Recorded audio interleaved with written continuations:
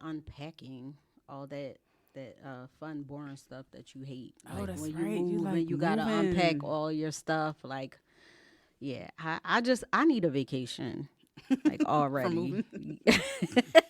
Right. I need a vacation. I do. So you can go somewhere I else and do. pack and unpack. I know. I know. That I never mind. It's A different when you packing a staycation vacation. then. Exactly. Then a When you packing staycation. a suitcase, it's different. Yeah, yeah. But How you coming then along I though? still uh it's okay, you know. Like I went through this whole phase of like I don't feel like doing anything right now. So I think I wasted like 2 weeks of just not doing anything. So now I gotta get back in the flow of unpacking. So That's how it happens. yes. Yeah. No doubt, no doubt. Well, good luck. Yeah, you know, for Thanks. me, I hate packing, I hate moving, I hate packing, I hate know. moving, I hate all that. Did you have movers? Yeah, we did. Okay. And I don't know. I got some mixed feelings on the movers. Like they were really good initially, and then at the end it was kind of like we felt like bombarded when it was time for them to finish, and they were like, "Oh, where's our tip?" Then they just was like, they asked for a tip. "Yes, Yeah. yes," and I think they said that up front, like, at the end we're supposed to get a tip, and then it was something else about putting a Google review out there, so we had to do that. And then when I went back and read the reviews later, because I did read them initially, but later people were like, "Oh, we were scared because it was a bunch of men and they were all." They actually they spoke in their native language. So people were scared and intimidated, like, oh, they just rolled up on me, and then, they were speaking. They went off in the corner and was speaking in their language, and they just looked like intimidating. So These were the reviews for the moving company. mm-hmm. Wow. Yeah, I found the bad ones later, so I was just, I mean, I didn't really have that bad of an experience. It was pretty decent, Okay. but Well, with the packing, as long as you pack, right, good, exactly. then as long as all they got to do is put the stuff in the right rooms, and then it should Yeah, be easy. yeah, and that was interesting. Yeah, I don't know what that was. Yeah. We got Charles in here twice. I know, right? That's how hard he work. Y'all hear Where that? that going? Right, Where right, that come right. from? Stace, how was your day? My bad. Oh, it was pretty good. I'm just like, I feel like I'm trying to get a breather every now and then. Just swamped with paperwork. It feels like. So I've been in front of computers all day. Yeah. That's my Saturday. Mm. People was like, oh, getting out, moving around, running around, doing some chores, feeling some fresh air. No, I hate that. Nah, I was stuck behind screens. It's all good. I hate that. But it was productive though. It's productive. I can Yeah, say you that. got something done. yeah, I got something done. Work for other people. Right. Welcome, classy ladies. Sparkle. Yeah, we What's up, waiting y'all? on you, I guess y'all was waiting for me to be on time. Somebody classy late. lady in the building. Yeah, my bad. She in the y'all. building now, no? My bad. The mayor of Camden County is getting married, and I'm the maid of honor in their wedding. Oh. And so, they have it's a lot that they doing. So this is like the third meet and greet, and it's all beautiful, but it was like it happened today. So shout out to Des and Ray. Congratulations to Yeah, them. mayor and first lady of Camden County. Yeah, so yeah, but I know we got a fantastic day today, right? With interviews and everything. With everything. Yeah. Mm-hmm, Yeah. Okay. So, see, how was your day? I'm good. Just trying to make some things happen. It was busy running around as usual. Didn't have a lot of time to do everything that I wanted to do. But That's every day. every day. Yeah. See, like today that happened to me. I was like, all right, I had my whole list of things that I was going to get done, and I got one thing, like maybe two things done. And I look back at my bed, my California King with my duvet comforter. And I got back in it. I got back. Wait, what the bed got to do with Yeah, this? because when I looked at it, I was like, yo, I said, all right, one more again. One more again. One more round. And I laid down, and I was like, I'm going to just lay here for 15 minutes. Oh, was it really 15? Nah, it went a little longer. But y'all know we're supposed to get some nice weather coming up. Please. Yeah. We are. Yeah, but my melanated people, black people, when we come out the winter into the summer, Tell it. and then we get that 1 to 3 days of good weather, we don't know how to act. Nope. So just know that it's about to be in the high 60s, and just act accordingly, right? Yeah, And please dress accordingly. in that part, yeah, Cause I'll be like, wow, y'all pulled that out already? right. They only said it was gonna be 2 days, y'all. I ain't gonna hold you though. My wardrobe now consists of stuff that I can wear all year round. I just put on cat suits or tights underneath so that I can, multitask with it. Yeah. So I like that. yeah. Stace, you made an announcement some time ago about things that are changing in your life. How's that Did I? going? Yes, you did. I made an announcement How's that about going? things changing in my life. Yes, how is that Do going? tell. That's Do changed. tell. That's every day. Okay, well, What day? a huge milestone that's coming. A milestone. Yeah. Wedding planning is in high gear, very, very high gear. Under 5 months away, which seems like it's tomorrow. People keep saying, "You ready?" I keep saying no. But if they've ever been to a Lady S. production, they wow. know it's all. It's going to be a movie. Is that what this is? It's top tier. Like, if for real. Like, even when we go to your house and we have meat, and she brings Exactly. out the china. So I already know that this wedding is going to be. She's gonna be a my movie. queen. So somebody asked this, "Who's your coordinator? Do you have a coordinator?" I said, "No." You didn't get one? I didn't get to go. So I'm planning on But you it. need one. You got to have one. I will have one for closer to the day. But right now, I don't know. You gotta let them I do don't- their job though. Yes. 'Cause Yeah. I already know you. Let them Well, it'll They be supposed to do. closer to that day. So by then, I won't even the stuff that they're going to be handling. I won't even be able to do because I won't even be there. And so that's really the stuff I need help with. But right now, the stuff that's happening, like right now, I really love the fact that my fiance is so involved because me and him have been doing a lot of stuff together. Good. So, I mean, just like little stuff. It's like me and him just been tackling it. So it's been easy. So I don't really, because even the bridal part, like my braids and maid of mine are like, oh, I can do this, I can do that. And I'm like, oh, it's done. Or he Right, did it, or he I did did it. it, or, like that sort of thing. So, I You like feel like that. it's making y'all closer. Yeah, it's been a good experience. that's I've good. heard other experiences where it's like, Yeah. yeah, we breaking up, right? Yeah, right But before the wedding. it's been waves. It's that stuff comes in waves. But like right now, I think it's getting closer. We're excited, and there's a lot of stuff that's happening, and a lot of the get-together that's starting to happen. Like you were just talking about the meet and greets and all that kind of stuff. So we're excited for our family and our friends, and just all of that stuff. I think for me, what I'm most excited about is just spending time with everybody.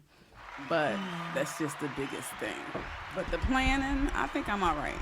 Because I don't really, even like the coordinator is supposed to be like in the midst of your guest list and all that stuff. But how when you don't know these people? So I'd rather just do that stuff myself. Yeah, no doubt. Yeah, for sure. All right, well, there you have it. The whole team gonna be there. We're gonna support and all that. However we could jump in, we'll jump in. Absolutely. And we just gonna have a good time, I'm sure. And it's in a beautiful place, man. I seen the place. It's in a beautiful place. And so, did y'all find out where y'all actually gonna do the ceremony? I know you was going back and forth. No. The ceremony is outside. It is gonna be outside. Everything is, Oh. I chose the venue I chose because I definitely wanted the outside ceremony. I wanted Sure, somewhere sure. with beautiful ground so I wouldn't have to like travel to take photos after. So everything is at one place. So I'm excited about that. No doubt, no doubt. Friday night, evening weddings start at 6. So we going from 6 to midnight, y'all. 6 to Party. midnight. Party. And you see Party. how weddings change though? They're not like, oh, in the church, go to the place. Like it's more. I know. It's yeah. At one time, I think I was set on some people are set on having to be married in the church. Yeah. And I'm not. No doubt. Mm-mm. No, I hear you. Yeah. Well, we're going to talk more about that by the time it comes up. You know, we talk weeklies after the talk on WPP MLP Philadelphia 106.5 FM. We talk weeklies after the talk with your boy Charles Gregg and the beautiful. Lawrence And the beautiful. Classy Lady Sparkle. And the beautiful. Lady Esther. And this is, you already know what's coming up next. You ready? Yeah. Sizzle. All right. Give it to me early. All right, so Kelly Rowland, she's starring in Tyler Perry's Netflix movie Mea Culpa. The film depicts a criminal defense attorney who takes on the case of a seductive artist accused of murdering his girlfriend, but when burning desires get in the way, things get hot and a little dangerous. Well, Kelly Rowland is on a press tour. She's promoting the film with co-star Trevante Rhodes. Unfortunately, Kelly has been running into some rough patches. So while she's doing an interview, and she's been touring and doing these press runs all over the United States, while she's doing an interview with radio station V103 Atlanta on the Big Tigger Morning Show with Jazzy McBee, the part of the interview where Kelly and her co-star are questioned on the actual movie is kind of concluding. Big Tigger transitions into asking Kelly about Beyonce's new country album. So Kelly, Hold on. right? Flag on the play.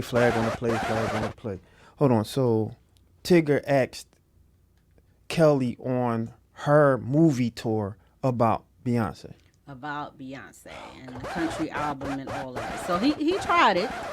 He tried it because Kelly just responded like, "That's her business to talk about, not mine." That's right. Good. And if good that response. wasn't enough, Good Jazzy response, Kelly. McBee, his co-host, she kind of doubles down, saying, "I know you're tired of this question, but we got to ask about Destiny's Child." You don't have to this exactly. So Kelly said, "Ask them. I'm here to talk about Mea Culpa." Hold on. Yes. I need some more stuff here. Hold on. Wait. Right. Wait. So you mean to tell me, right, that after she said something to Tigger about X, Y, and Z, asked them, the young lady jumps on and follows Tigger question up after his answer. He just received his answer. Yes. Oh God. What's going on? Exactly. And that's what people were like, why did she even like continue to question? Flag. I need a flag on the play. I need some And more. then she's like, because you know we're not going to ever talk to her. So, but you could literally see the tiredness on Kelly's face. And there's also been a lot of negative press surrounding her exit from an episode of the Today Show with Hoda and Jenna. Kelly was there to co-host the third hour of the show and promote her new film. So she was placed in a small dressing room. They put J-Lo in the larger dressing room. So when Kelly asked to be moved, they were like, well, we got J-Lo in a bigger dressing room, and they just couldn't accommodate her. So she left. But everybody's been kind of creating this little negative buzz around that. But then she went on the Sherry Shepherd show, and Sherry said that they gave her the best dressing room. Even in Sherry's interview, it was all about Kelly and her new movie. So it was no questions about Beyonce and Destiny's Child, which is the way that it should have been. So do we need to kind of leave Kelly alone and like let her have her moment? Stop asking her about Beyonce, Destiny's Child, and people are saying that she's tired of living in Beyonce's shadow. And this is the one time where she gets to kind of like talk about her movie and this is her moment. But Shout out to Kelly. That question is yes, and yes. exactly. I kind of And that's disagree. for everybody. Mm-hmm. I mean, because if you have something that you're promoting, you want to be there to talk about that, and you want to hear about what I got going on. I'm a artist in films, and I got like all this stuff happening, and y'all want to ask me questions about somebody else. First of all, it had Right. nothing to do with anyone else. It had everything to do with why you doing a tour, period. Right. Well, Nobody else. The reason I say I disagree, kind of, is yes to about her, but Destiny's Child was her. So even if they ask questions about Destiny's Child, that's still relevant Destiny's to her. Child, yeah. Yeah, but but Beyonce, Beyonce, questions no. and Beyonce, you Yeah, don't ask but me. You ask you me about can- Beyonce and Beyonce's No. album. Mm-mm. Well, That's no. wrong. Wait, But wait. asking about a group you were in, but if now they're being strategic to try to get into the Destiny's Child to ask about Yeah, Beyonce, that's- Hold up, that's flag on the wrong. play, flag on the play. That's the segue. Anytime you do a press junket for a movie, it's specifically about the movie, nothing else. supposed to be. It's supposed to be.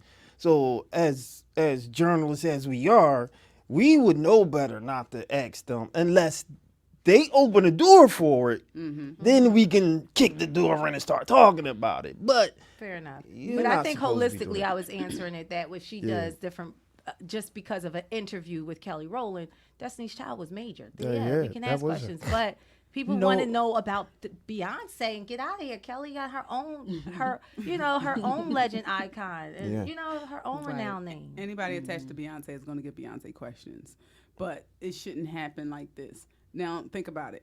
Nobody is going to ask Mark Wahlberg about Marky Mark and the Funky Bunch. He has They made don't. it. He has made They it don't. clear. Yes. He has made Yep. it clear. Don't do that. You see what I'm saying? yeah. And that y'all respect him. Respect my sister. respect Yeah, the sister. exactly. Respect the sister. They should know better than that. And if whether she was part of that group or not, press junket about a movie, specifically about the stuff that you do on a movie or what you did, your other tour dates. What did you up. like? Everything about the movie. Like again, if she says something about, She brought up Destiny's Child. yeah, and you if can she jump in did it, that, but it's, then cool. I agree Exactly. on No that. doubt. Yeah, I just don't. I don't like the. I have a hard time with. You can read between the lines when press is putting out information, and then they're saying like, with the terms and stuff that they say, she stormed off dramatically, and like, gosh. it's what it's giving angry black woman. So I got a whole problem with that. From the beginning. Yeah. I'm But- glad you clarified it with J Lo. I didn't even know about that. She did that because I would have left too. Yeah, I it's didn't like. know J Lo had a bigger and better Mm-hmm. dressing room. Yeah, and then you gonna tell her, oh, J-Lo has and she's been there before. Let me just put that out there. Like, she's been on the Today Show with Holden and Jenna previously, numerous times. So, like, she already knows, like, the dressing room situation. So I was about to say, so let's think about that though, y'all, because as producers and we have a show here and we have guests on our show, we have 3 dressing rooms. One is large and the other 2 are the same size. Yes. And then you have two people like that coming in. Who gets the bigger dressing room? Or do you not put either one in there? Like, what do you, First come, first serve. What are you talking about? Like, especially when you have people coming wanting to be a diva or divo, and you coming in fashionably too late. Well, we had this dressing room for. I ain't First gonna come, go. first serve? First come, first serve. That's how I see it. Well, I think they probably did it as who was the bigger star. I know, yeah, which I'm Yes. sure, which I'm sure they did, and but if people allowed grace, J-Lo would have been like, yeah, you can come in my room, unless they had something against each other. But I know me, if you call me on and say, for example, I'm a headliner, and I got a huge room, I'm only one person. Like, yo, come on, like, come to pork chops right there. I don't eat meat. Go ahead, eat up. You know what I'm saying? But Come if they down, don't want have to fun. share rooms and they want their own, because they probably got their own entourages with them. Yeah. So it's exactly. like them, like I'm them so ones. not Hollywood. I got you though. I'm just not. Well, I even- mean, because I'm just thinking about, like, when we bring guests here, if we had dressing rooms to put people in, and we like, No, I how got would we approach it? Yeah, no, for sure. Would we give J Lo or Kelly Rowland the bigger dressing room? Yeah, no doubt. Yeah. Well, I'm a Kelly Rowland fan. I'm just saying. Yeah. So, if I can do this right now, I would like to kind of break up the sizzle, and if we can do a part 2, or a second half, and just have everybody stick around for the second half of the sizzle, if I could do that part. Yes, good job. Okay. I want to give you a round of applause for that. That's what's up. Yeah, make sure you stay. Make sure you stay here for the Yeah, because sizzle. it's gonna get real juicy. It's gonna get real juicy. You want some time for that. And We have we some- talking who the F did I marry? So stick Oh, around God. for that. Oh, We I gotta heard talk about about that. We gotta talk Oh about God, another I one. want to hear it. I want to hear it. Another one. that. Yes. Sound like love love and relationships. Right. I need a flag on the Come play. on, I need a Charles. whistle or something like that. We Talk Weekly after the talk on WPP MLP Philadelphia 106.5 FM. We Talk Weekly's after the talk with your boy Charles Gregory and the beautiful. Lauren And the Sizzle. beautiful. Classy Lady And Sparkle. the beautiful. Lady S. Dot. And next up, we have a young lady with whom I have a tremendous amount of respect for. Classy lady. Who do we have today? Today we have Yalmika Edmonds. She's founder of, I hope I'm pronouncing this right, Lavanye Professionals, and a certified hair loss practitioner. She empowers women and girls to embrace their strength and overcome hair loss challenges.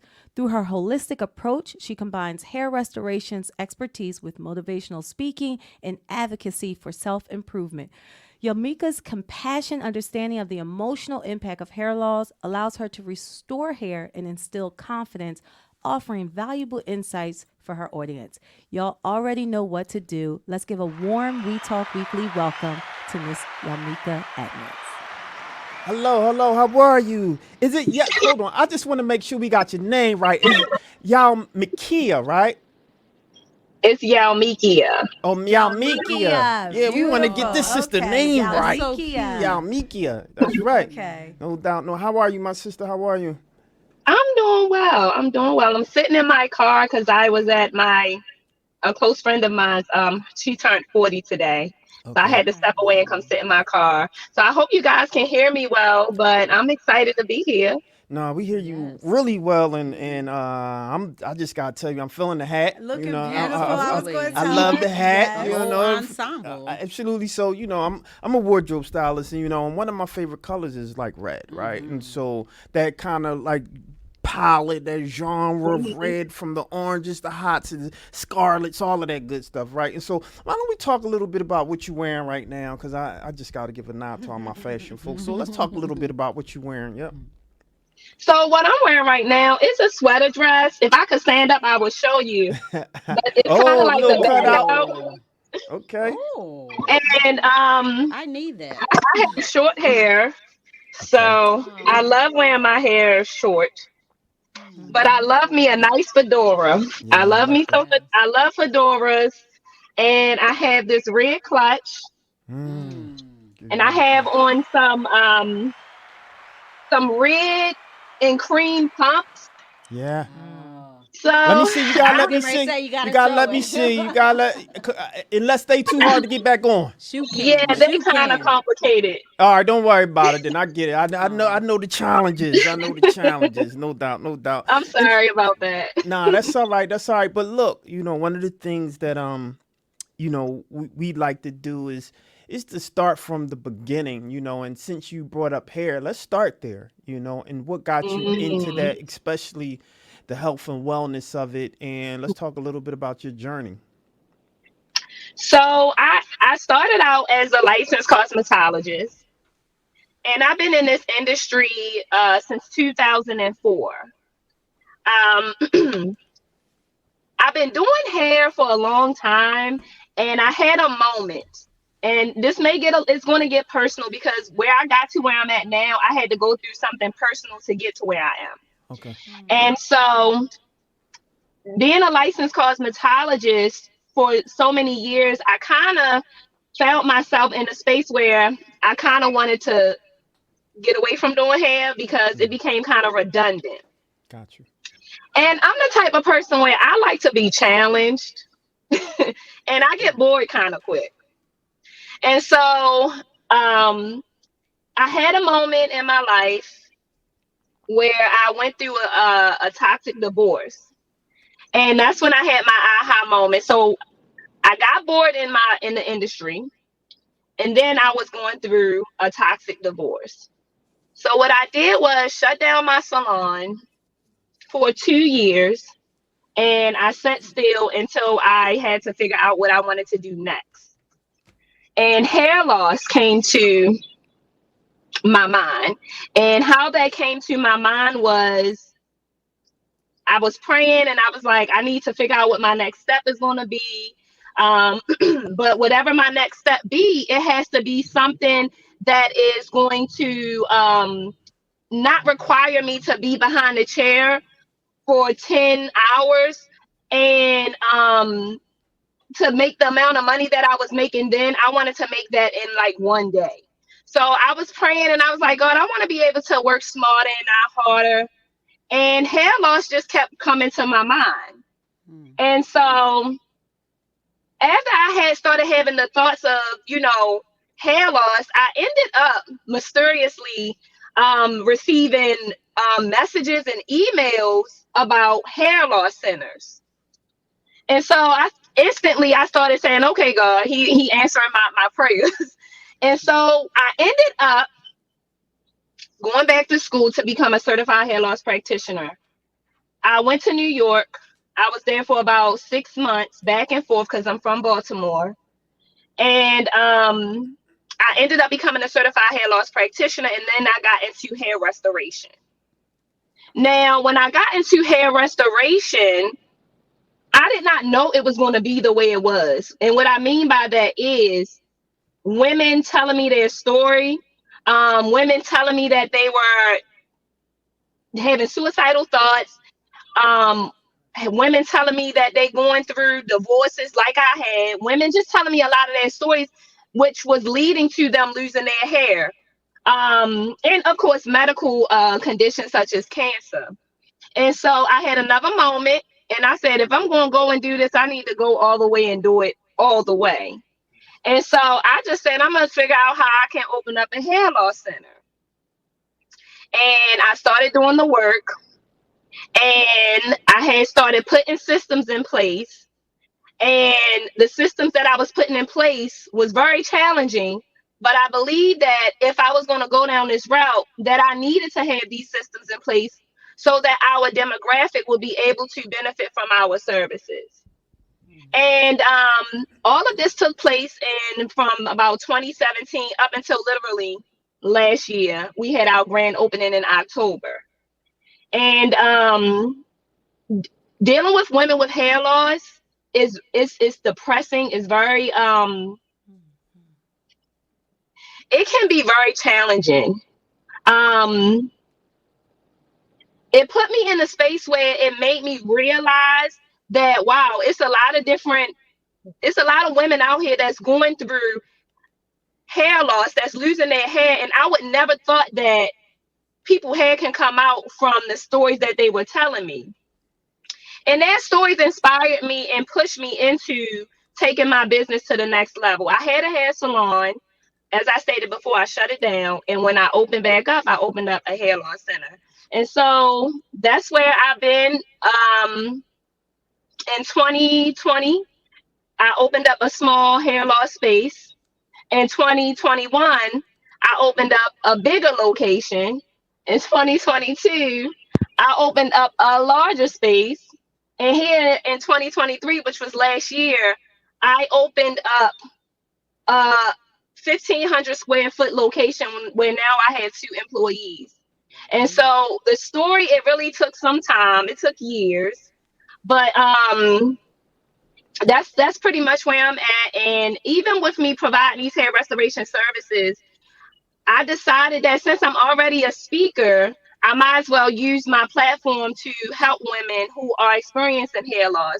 So every year we host conferences for women, that's dealing with alopecia, but we also speak with women in general about how to reach their true authentic selves. I So I want kind to. of collaborated both together. No, I like that. I like that. And I want to, when you said or mentioned hair loss, right? The first thing that Mhm. came to mind was the whole conversation around Jada Pinkett Smith, right? And her conversation based around alopecia, right? I want you to just talk a little bit about alopecia and I guess the severity of that. And I guess for people who don't understand the dynamics of that, can you walk them through kind of those particular issues and how emotionally and mentally that can affect the person who is experiencing hair loss? So alopecia is so many components connected to alopecia. Depending on each woman and their story, it determines the severity for that specific individual. So, like when we talk about Jada Pinkett, By the way, I get told I look like her all the time. And here I specialize in hair loss. So people just be like, maybe y'all two can get together. I don't know, maybe one day it'll happen. But I believe that with her situation, she had alopecia for a moment. So alopecia is it can come and go for some people, and for some people it can be permanent. There are so many different types of alopecia. Jada Pinkett alopecia was hormonal, and whatever it was that caused hers to trigger, her hair grew back because she has hair now. So she had alopecia for a moment, Right. and it can be unpredictable.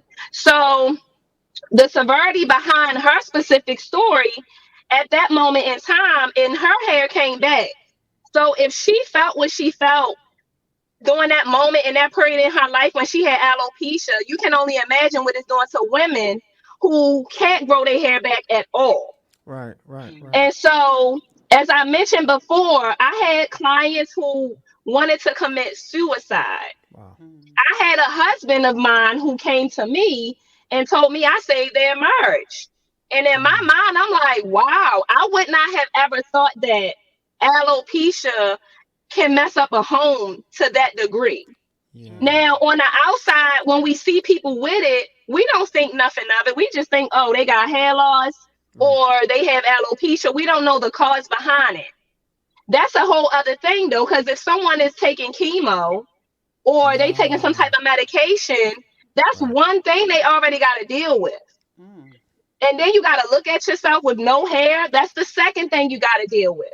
Then you're dealing with stress. You're dealing with depression. You're dealing with a lot of different things that's connected to the why, the cause, and the effect. So it's a lot all in one.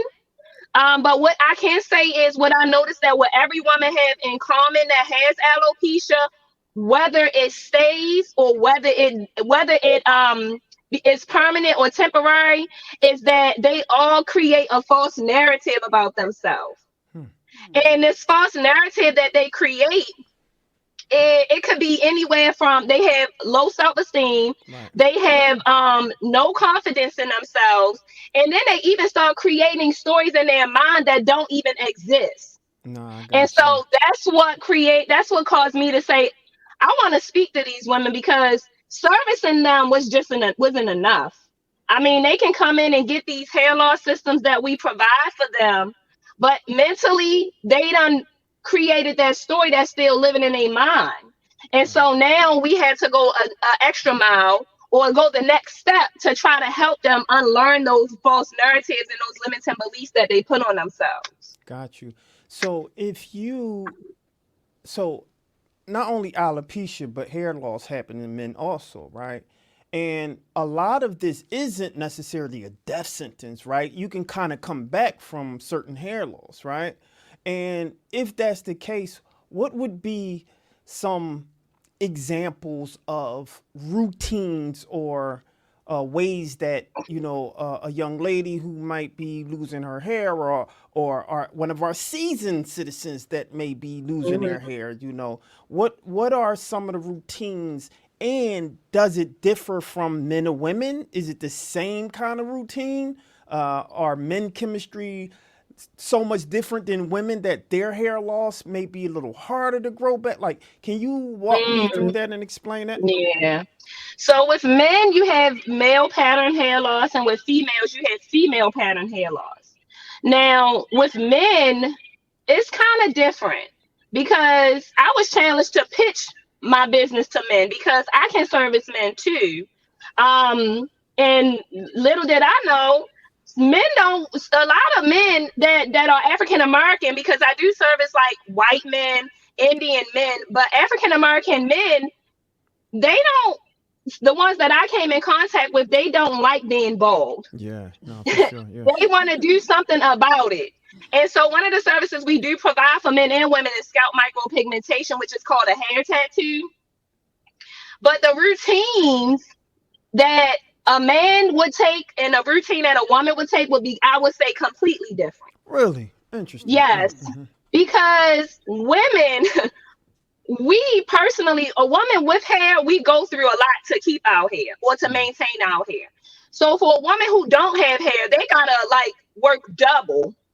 So Mm. the routine that I put in place for some of my clients, when it don't even come to just restoring their hair, is joining. Oh, she went out.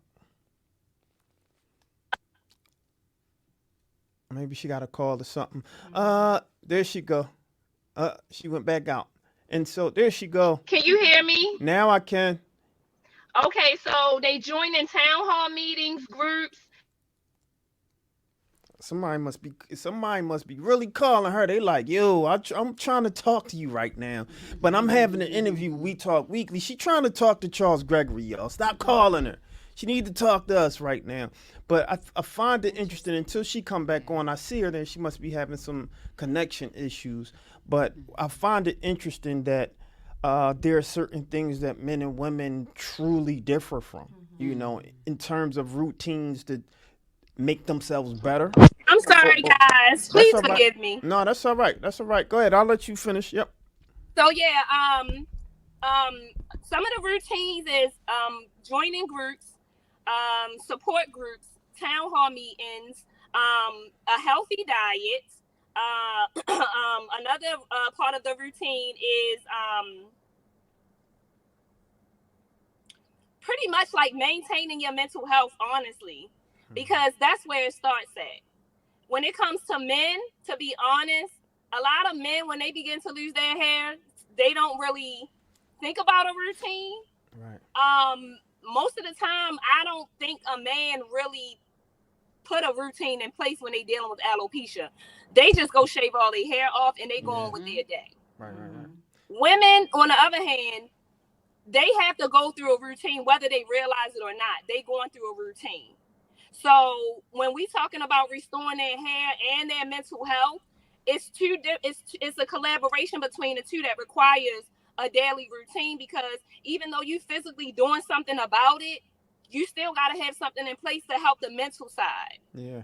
No, I got you. I got you. So that said, right? Are you then saying that if the process I'm talking with regards to men, but even some women, the process now, once they start losing hair, are you saying now that once you lose hair, once you start losing your hair as you get older, then that's it? And you have to go through a different process, or can you truly start regrowing that hair back again? You know, I've been hearing things, you know, in different companies like I believe it's called Creole Essence, and it's other products out there that I see is like natural oils that you putting on your skin and your hair, and it's starting to, you know, I guess work out those follicles again and the hair start out. You know, look, I don't do Yeah. this, but this is kind of commercialized content that I'm spewing, right? And so I'm just wondering, is it an end all be all when men and women start losing their hair naturally, without like alopecia or without any medical conditions, without chemo, but just naturally, when they start naturally losing their hair, is that the end, or can they start to regrow? Yeah, it definitely can regrow. So, like at my facility, we don't only service people with alopecia. Now, alopecia is another term for hair loss. They both the same thing. Ah, okay. Right. So, we service people with alopecia, with thinning hair, and people that's like in between. And so it's not an end all be all depending on the person's situation. So what I tell people to do, if you have a hair full of hair, take supplements. And take the supplements I'm talking about is only geared towards hair restoration. Because Gotcha. when you begin to thin out, man or woman, it could be genetics as well. But when you begin to thin out, if you start 5 years ahead of time, then you're pretty much 10 years ahead of what's to come. Hair loss starts before we can even see it happen on the scalp. So by the time we start to see the thinning, the hair loss phase started 3 to 6 months before we started to see the manifestation of it. Right, got you.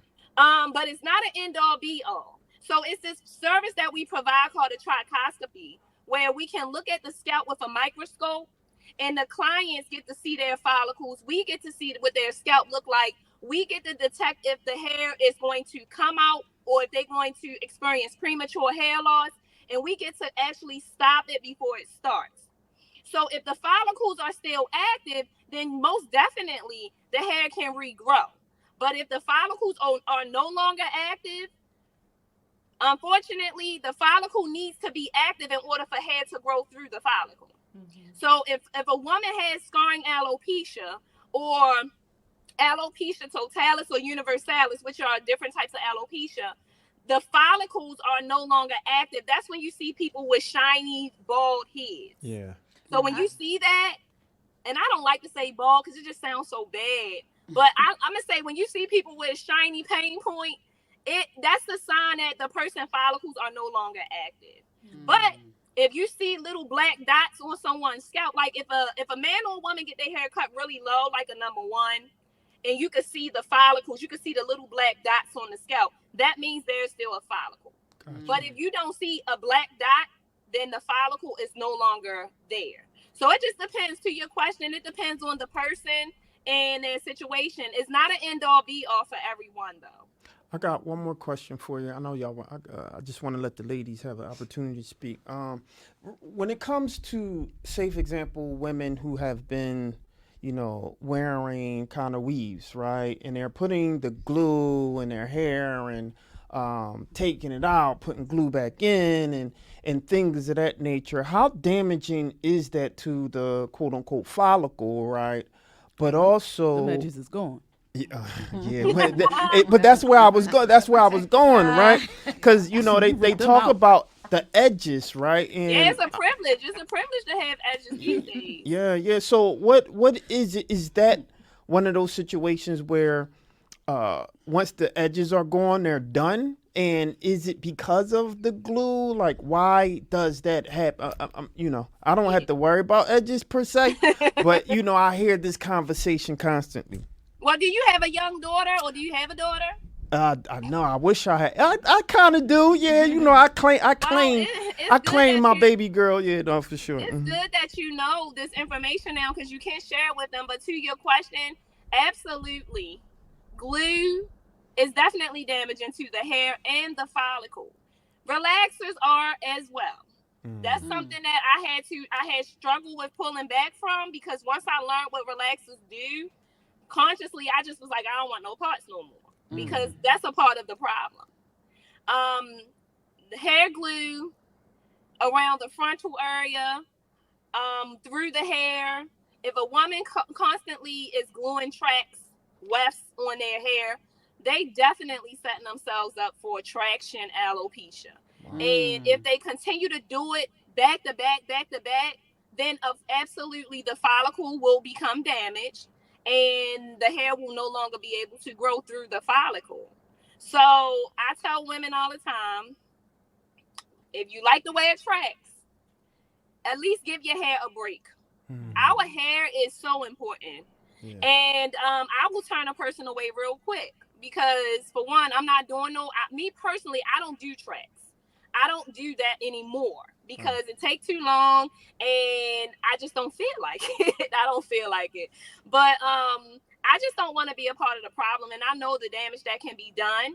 So I tell clients all the time, if this is what you want, then you got to go somewhere else. I'm the wrong person for you.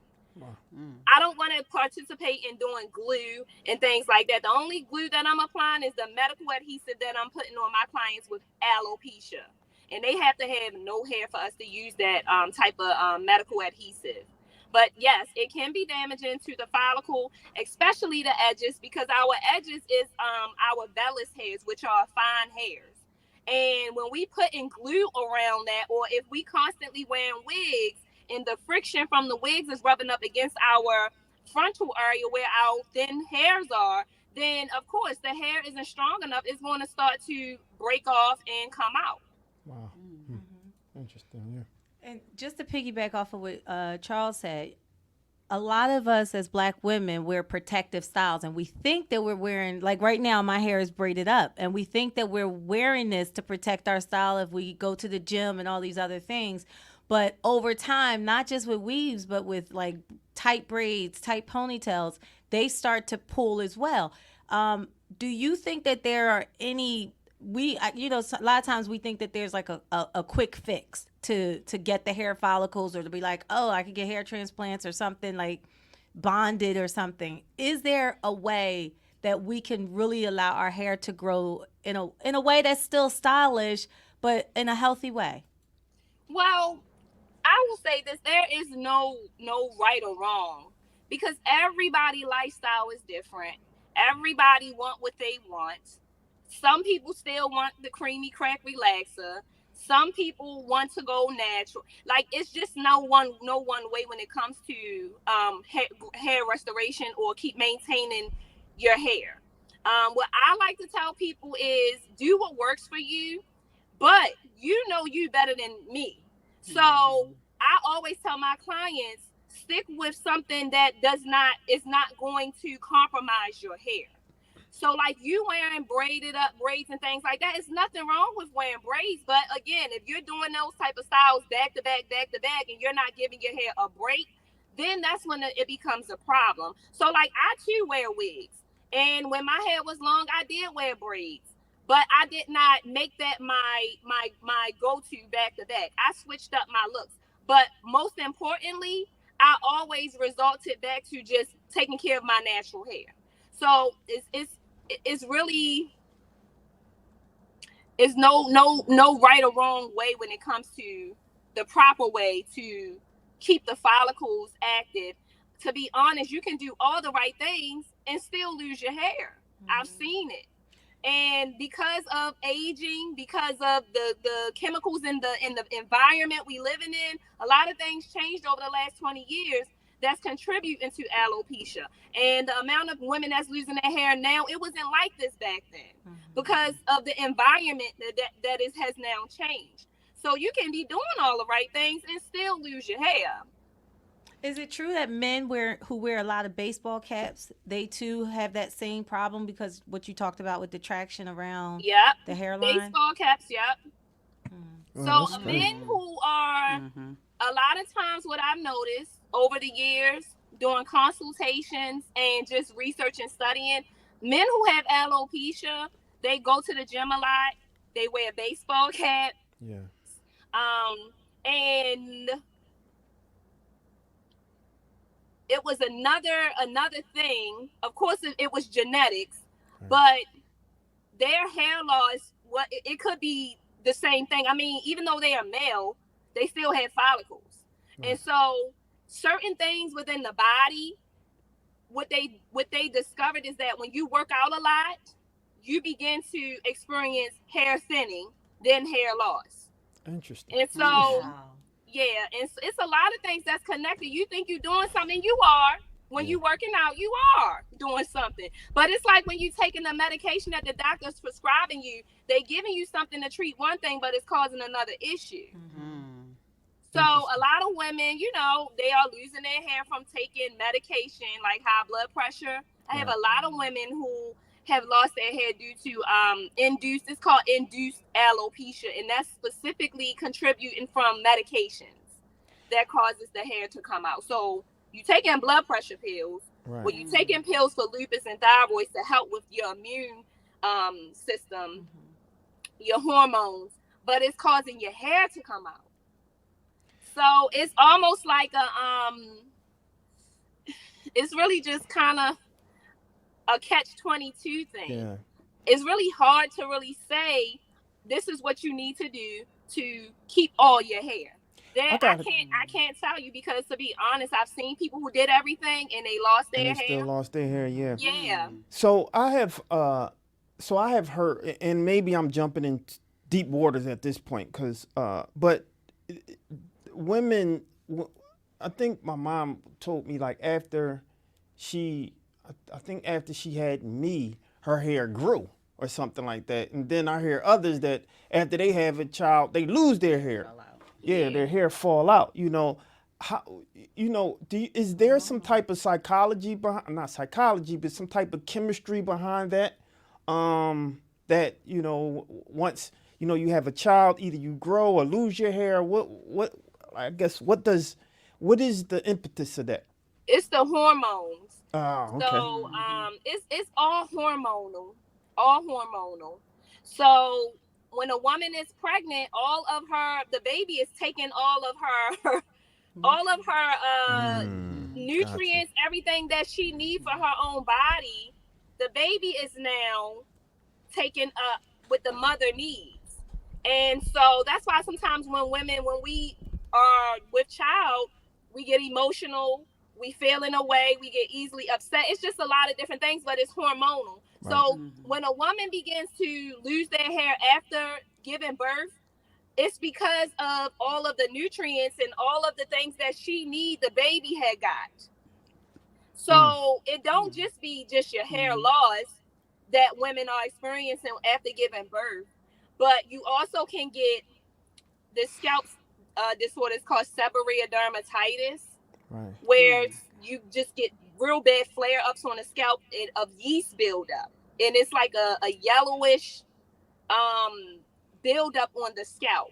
Wow. And that's connected to the it's hormonal. And so there are a few things that happen to women while they are with child and even after they have their child. I also witnessed women hair grow like crazy. Yeah. So it depends on the genetics of that person and their DNA. Interesting. Right, not the myth that a boy makes your hair grow and then the girls No, take it away that's from you. I- That's a myth. Nah, I didn't say that, but since No, I know you didn't, I but could have been for a our unicorn listeners- though, and Especially in the Black community, that's Yeah. something I heard growing up my whole life. Exactly. Okay, That's why yeah. I'm glad you said what you said. Let's set the record. She set the record straight. Okay. Yes. For our listeners. Yeah. Now, kudos to you though. This time went so fast. Jeez. I got so many questions. I guess, will you promise to come back? Because we'd love to have you back. Absolutely. All right. How did you get on the show? Was it your publicist? Yes. Whoever reached out, they did a good People job. need to know about Lavonia Professionals. We was on Fox 5 a few weeks ago, and we just got overwhelmed with so many calls. Right. A lot of women don't know that this is even a thing. Yeah. Yeah. So we just So wanna real raise quickly, awareness. let's talk about before we let you go. Let's talk about some of, I guess, the latest advancements and kind of like your place again, so people can kind of know on how to get in contact with you. And then I got a special question for you. So the special advancements when it comes to the industry is scalp micropigmentation, low-level laser therapy, and non-surgical hair replacement. We are located in Glen Burnie, Maryland, and we service all women. We service men and children, even though our demographic is majority women who are experiencing alopecia. Other things that's happening in this industry is out of my scope of work. I don't do the needles and all of that stuff. I'm the person that everyone comes to who done did everything and nothing else worked. I got you. Hold that thought 1 second. Hold that thought 1 second. This is We Talk Weeklies After the Talk on WPPMLP Philadelphia 106.5 FM. We Talk Weeklies After the Talk with your boy Charles Gregory and the beautiful Lauren Sizzle. and the beautiful Classy Lady and Sparkle. the beautiful Lady S. Dot. and the beautiful. Yaman. Well, I just want to get it right. Yamakia, right? Yamakia? Can you hear us? Yamikia. Yamikia. I keep getting that wrong. I love Yamikia. her. All right, Me too. y'all including me in there. I'm sorry, I wasn't on. No, point. we exclude you. The beautiful. You beautiful also. And Thank so you. absolutely. And so sorry for mispronouncing your name because we got to make sure we get our names right. No, You hear you're the fine. you. No, I'm serious about that. We got to make sure that we get our kings and queens names right. Yeah. But go ahead. I was telling her I love your accent. It's something about Baltimore and y'all accent when y'all say you, and I just love it. I'm just hearing it because we get that in Philly too. Like when you from Philly, they say you got an accent. So loving your Maryland accent. For sure. I'm coming up there. I want you to come look at my follicles. Make sure I keep. Here I you make sure you go. look at my follicles. I still got a whole head of hair. My dad before he passed, he still had his whole head of hair. But Genetics, like you she know, said. yeah. Mm-hmm. But I still want to make sure my follicles are right. Yeah, So and it's a way you can check for that by doing it's called a trichoscopy. trichoscopy. Now, because we're on that, right, and I'm sure it's certain people who's watching and they're interested, and I'm sure you pique some interest also. What would be the process for them to come in, schedule, and what does something like that run? Is it affordable to the average person? Do they have to take out a loan and take out a secondary loan in their house? I mean, what do they have to do to So, kind of get seen by you? we do finance our services. Jesus We Christ. finance. We are a vendor with the VA, and we take insurance. We take HSA and FSA benefits, and those are the systems that I was talking about in the beginning of this conversation that I had to make sure that I had in place because the services we provide, it can be pricey. Yeah. So like for a trichoscopy, it's like a hair and scalp analysis. It's $230 to come and get that done. It takes about an hour where we looking at your follicles and I'm explaining to you what it is that you see because you can see your scalp and your follicles, but you don't know what's going on. Right. So that is something that a lot of people come in and get done because they just want to stay ahead. They want to make sure that they do not lose their hair. So if we are able to see some signs, then I'm able to put like a treatment plan in place for them to keep that hair in the growing phase and to slow it down from slowing down the hormone, which is DHT, that actually causes the hair to shrink and miniaturize, which leads to hair loss. But yeah, we have systems in place where people can finance. Um, they can use their insurance if their insurance do cover them. We provide Right. information for our clients to be able to reach out to their insurance company to find out if their insurance cover for our services because a lot of women are not aware that their insurance covers for some of the services that we provide, Wow. like non-surgical hair replacement. So yeah, we have a system in place, and or you can just pay out of pocket. We also accept Afterpay because you can use Okay. Yeah. Afterpay now to pay for That's beauty dope. Yeah. services and Shop Pay.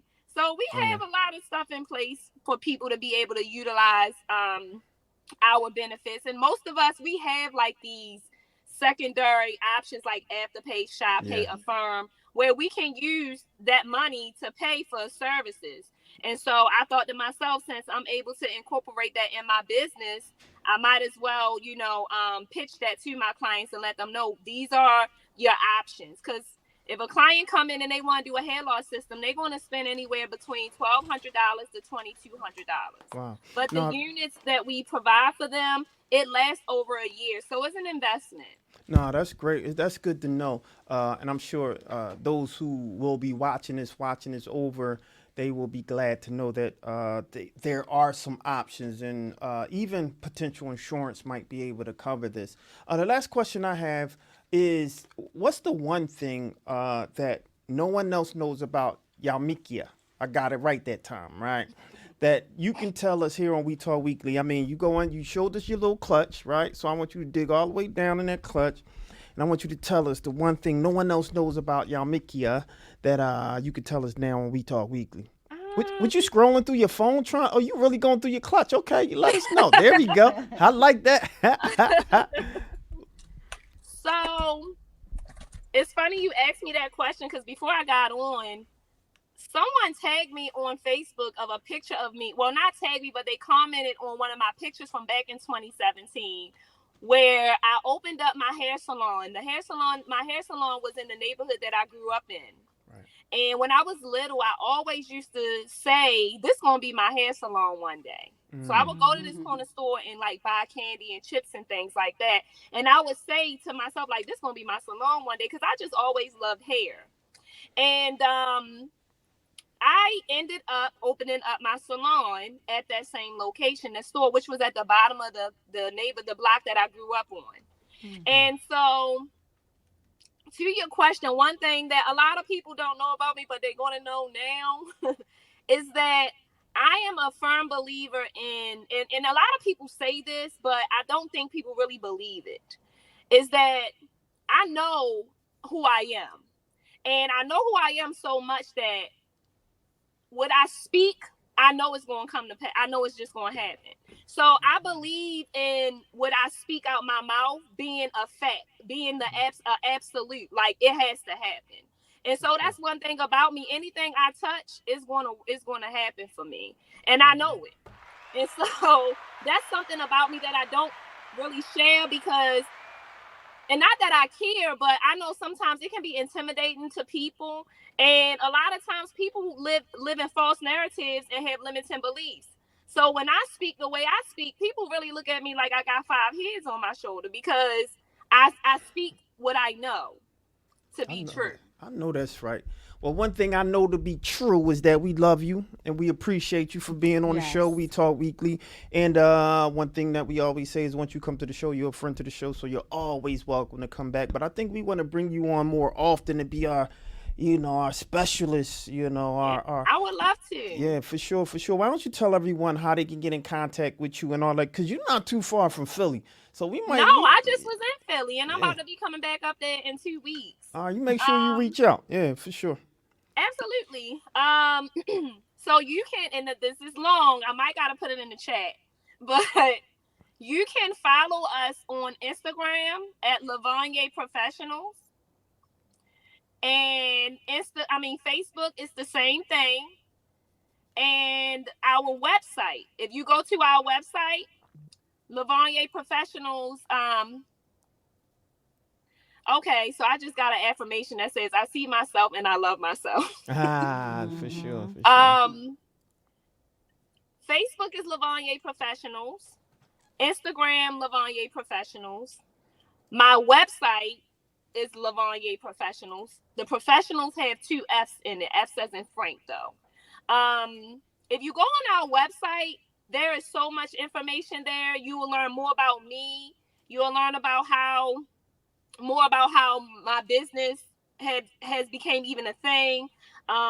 We retail. We do have products that we do retail, so you can learn about our hair products. If you're somebody who is looking for a hair product to use from home, and it's an organic, healthy products for your scalp and your hair, then check out our website. And I know it's a lot of different companies out here who retail hair products, but I'm gonna be really honest.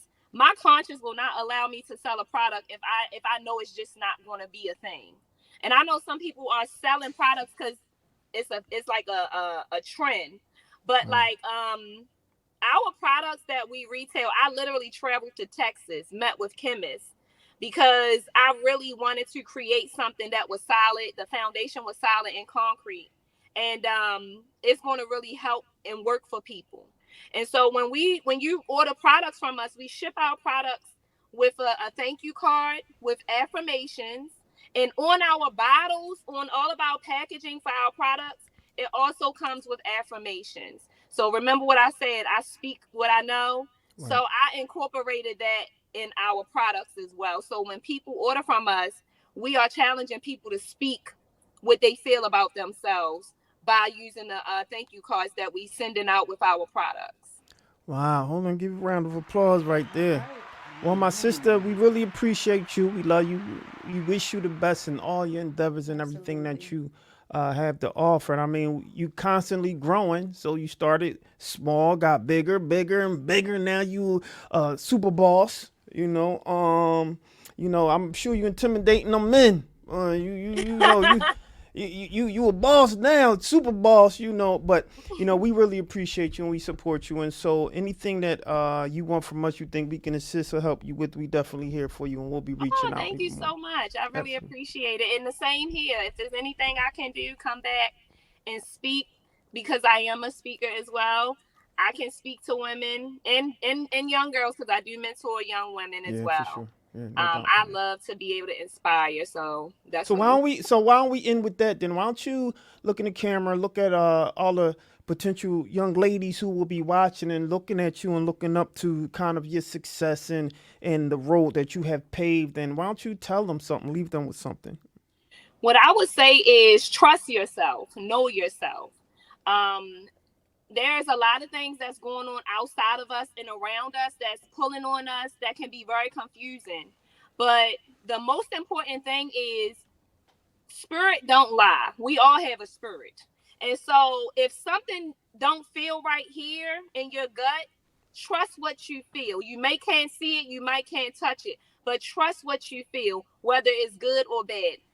Don't go back and forth and argue with anyone or with yourself about what it is that you feel. That's one thing that I always tell my own self and what I tell other people. Know yourself and trust yourself. I know that's right. Know yourself and trust thyself, because the only person who know you is you. It's you. I know that's and right. Even if you're not being real with yourself, you know go. you ain't being real with yourself. I know that's right. You know what I mean? Look, I'm trying to tell you, man. You know you. So stop bobbing and weaving. Know who you really are. Embrace you. So right. There you have it, ladies and gentlemen. I'm your boy Charles Gregg with the beautiful Lauren Sizzle. and the beautiful Classy Lady Sparkle. and the beautiful Lady S. Y'all, and the beautiful. y'all Mikia. Yay. And she got it right that time. We really appreciate you, my sister, and we don't want you guys to go anywhere. When we get back, we have another dynamic interview. We'll be right back, y'all, after this. That was a dynamic interview. I like her, y'all. Don't go nowhere. We'll be right back, y'all.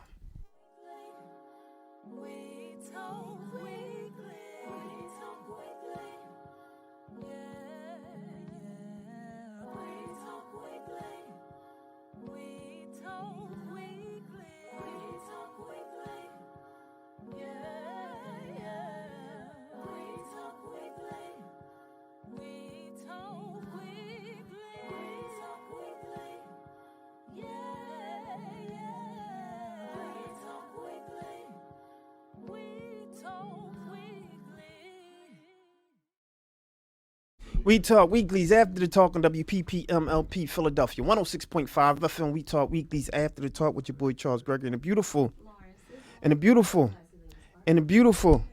Oh, your mics. Let's do that one more again. And the beautiful Lady S. and the beautiful. Classy Lady There Sparkle. we go. We got them back in. So if you're just joining us, you missed the dynamic interview with Yalmikia. We gotta make sure we get that Yalmikia. sister name right. Excellent. When we think about hair loss, when we think about how to rejuvenate ourselves, you may have an opportunity to do so. It's not the end of the tunnel. It ain't the end of the line, the finish line. We have a young lady who, has a professional and scientific method to make sure that potentially you'll be able to get all that stuff fixed. But now we have a gentleman with whom I have a tremendous amount of respect for. He drove all the way from New York. Listen, Let me tell you the story real quick, right? And so this gentleman, we was talking a little bit. He was going to tune in virtually, and then he hit me like, yo, you know what I'm saying? I want to come through. I want to pull up. Yo, you know how we do, pull up. Pull up. He in the studio today. So, Classy Lady, who do we have today? That's what's up. Today we have the infamous Indro Metellus, a tech sales professional with diverse experience. He transitioned from roles in government and corporate sectors to entrepreneurship, founding ventures including a car wash and a travel company.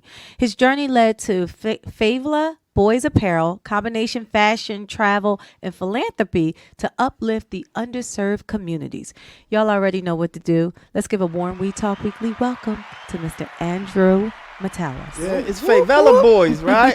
Favela? Favela boys. Favela. Let's do that one more Okay. again. Let me see. There There you we go. Yeah. All right, favela boys. Favela Boys. Another word, it means pretty much it means the hood There you in go. Portuguese. There you go. Yeah, Okay. we definitely. There you go. Shout out to you, my brother. Appreciate you for coming in. And let's start from the beginning, man. Hold up. Let me show some love right now. Let me show some love. I got his product on. I said I show some love, and I like this one. Appreciate it. Yeah, for sure. Yeah, this one nice, right? That's nice. Yeah. So let's talk a little bit about kind of like, let's start from the beginning, let's talk about like your upbringing, and then let's talk about your fashion journey and the things that you're doing. So you can hear I have an accent. Originally born and raised in Haiti. Grew up in Haiti, like like when people say they're from the mud, I was the mud, you know.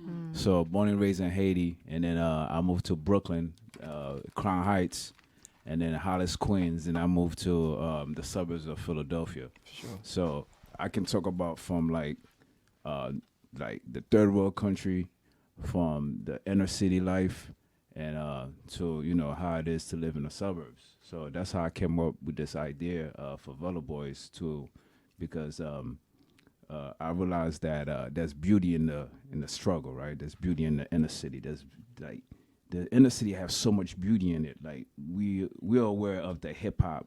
Yeah. Those are the popular things, right? Yeah. So the whole point of this brand is capturing the beauty, right? At the same time, every time we sell clothing, we use 15% of the profit to fund STEM education. So we don't want to just give you. We want to teach you how to fish rather than just give you something, right? We want to give you the tools where you can learn how to code, how to do all these other things, be a tech professional, right?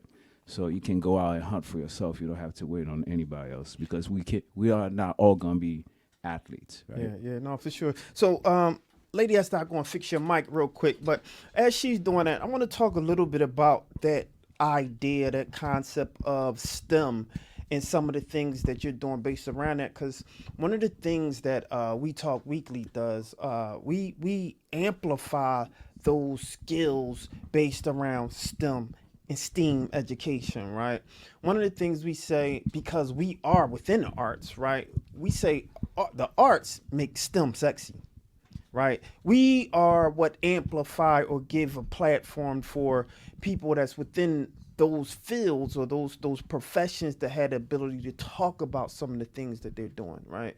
And so we're excited to have you on, because when it comes to STEM-based education, for those who don't know what STEM and STEAM are, we talk about science, technology, engineering, arts, and mathematics, right? And so we actually have a nonprofit, Project STEAM, in which we created television content based off of STEM-based learning and STEM careers and goals and all of that infrastructure and that scope, so people can know, youth can know, like, yo, there's other things. You don't always have to just want to play basketball and make a lot of money. You don't always have to play sports. That's not the only thing that, we have a full talented, group of like Black beautiful children and youth that's very talented and knowledgeable, and the only outlet they think they have to potentially be successful is sports.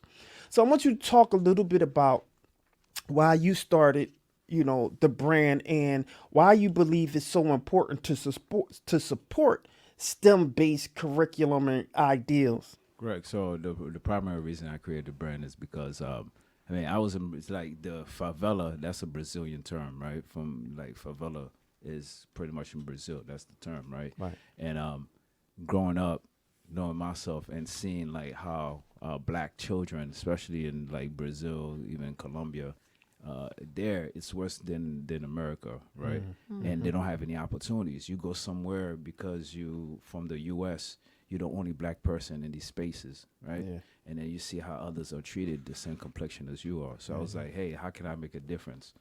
And I realized the only way I can make a difference is giving you the education that you need, where you don't need to go to a 4-year education. You can get that certification. Yeah. And then you can be like whatever country and still be able to have access where you can uplift your whole family out of poverty. Right. And the same thing apply here in America, because whether you're in America, you're in Brazil, you're in Ghana, you're in Haiti, we all impacted the same way. That's right. So it's like, what can each person do to help, right?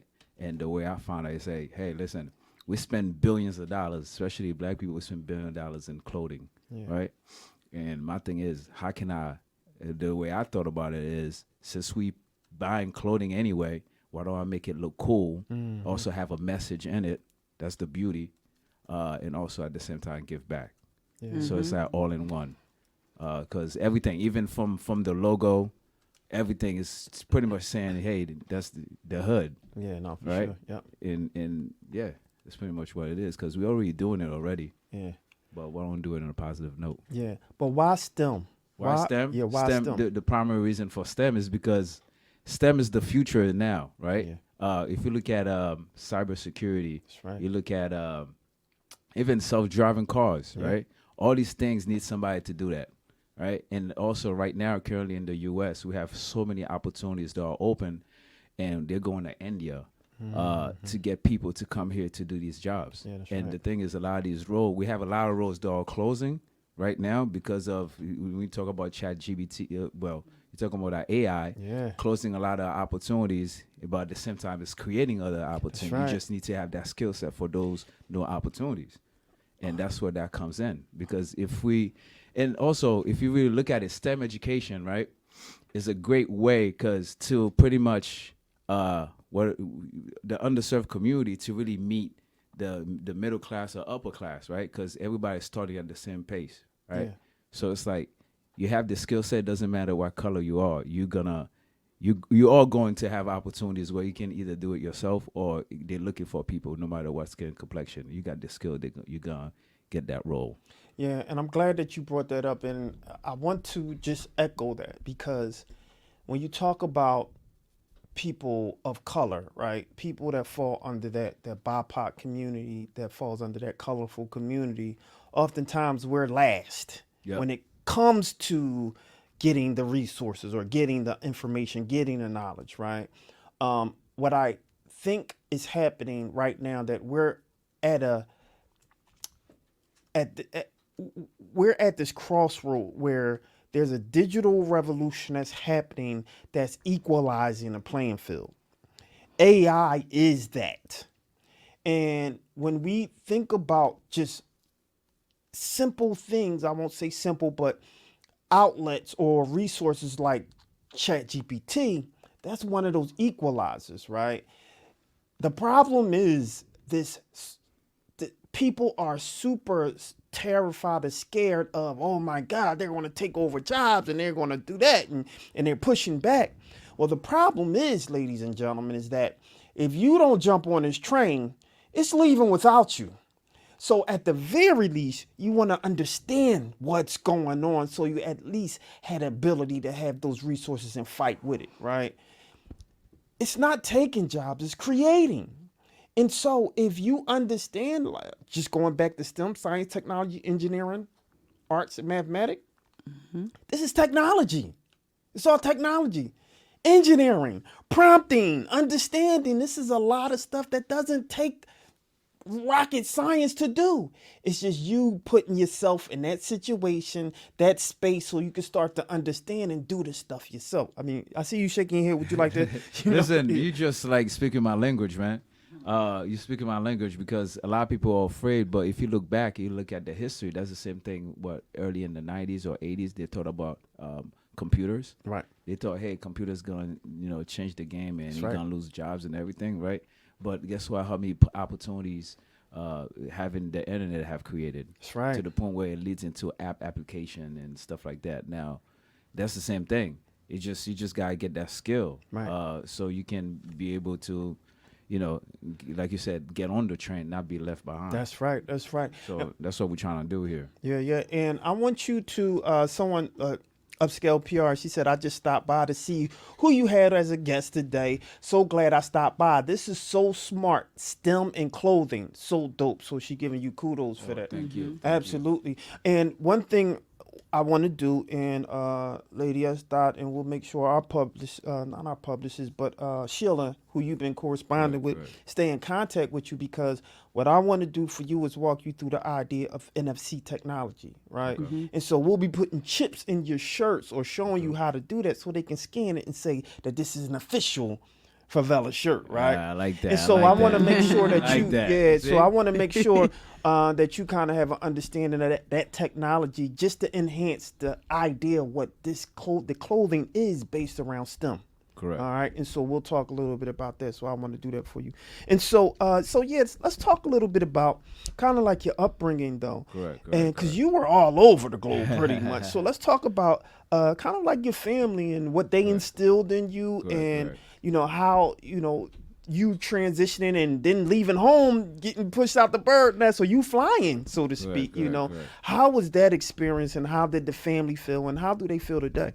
I mean, well, let's start from the beginning. Coming from Haiti, man, like coming from Haiti, you come to America, you don't understand a word of English. Yeah. Right. And then okay. also you coming to Brooklyn back in the 90s.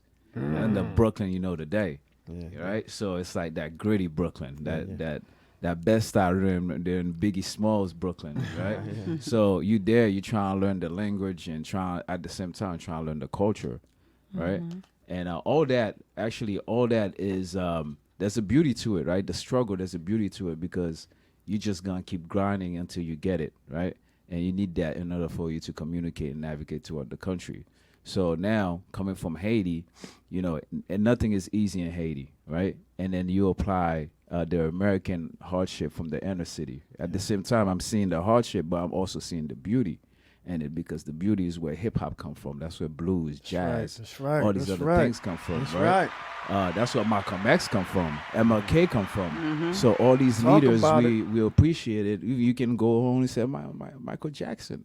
You can go on and on, right? There's a lot of beauty in there, right? But we are more than just music and entertainment. That's right. So all these things, right? All these things coming together for me, right? And then I moved to the suburbs where it was like, whoa, that was so different. You have kids when they turn 16, they get Benzes. They come and fly, right? All these things. You're seeing a whole different side. Because when I was in the city, I didn't know about high school and college. I didn't know that, right? And if I had stayed in New York, I don't know where I would be right now, right? And having that change, and education is something we always push. Haitian community, they push education. And then having that access, being able to school and then seeing the impact school had done for me compared to where I was before, Right. I was like, hey, listen. And pretty much that's what instilled in me, right? And I'm a very creative person. So I've always trying to create something not just for me, but for the people. Because, you know, Tupac is my favorite artist, Okay. right? I love Yeah, Pac. for So sure. when I listen to him, I'm always thinking about like Dear Mama and everything like that. I'm always thinking about like how can I uplift the community, and all these things over time, everything, right? They just come together, and that's how I came about creating this brand. Because that's another way to. I cannot rap, I cannot dance and everything, but I can do something else that can impact, right? To the point where even I'm no longer here, it can still impact people, and then who knows what kids gonna like these, because we donate computers to so you guys understand, like we work with nonprofit organizations that focus on STEM, right? So we buy the computers for them, high-end computers, so they can do the work on, Got you. right? Got you. So because all it takes is one or two kids, that who knows, it's gonna change the world. That's right. That's all it takes. So. Question: how did your background in government and corporate sectors, how did that influence what you're doing today in Well, entrepreneurship? here's the thing, right? I went to Temple for Shout out business to school, Temple, yeah. right? Fox School of Business, right? No diss to Temple, but everything I learned. Hold up, wait, don't even wait, hold up.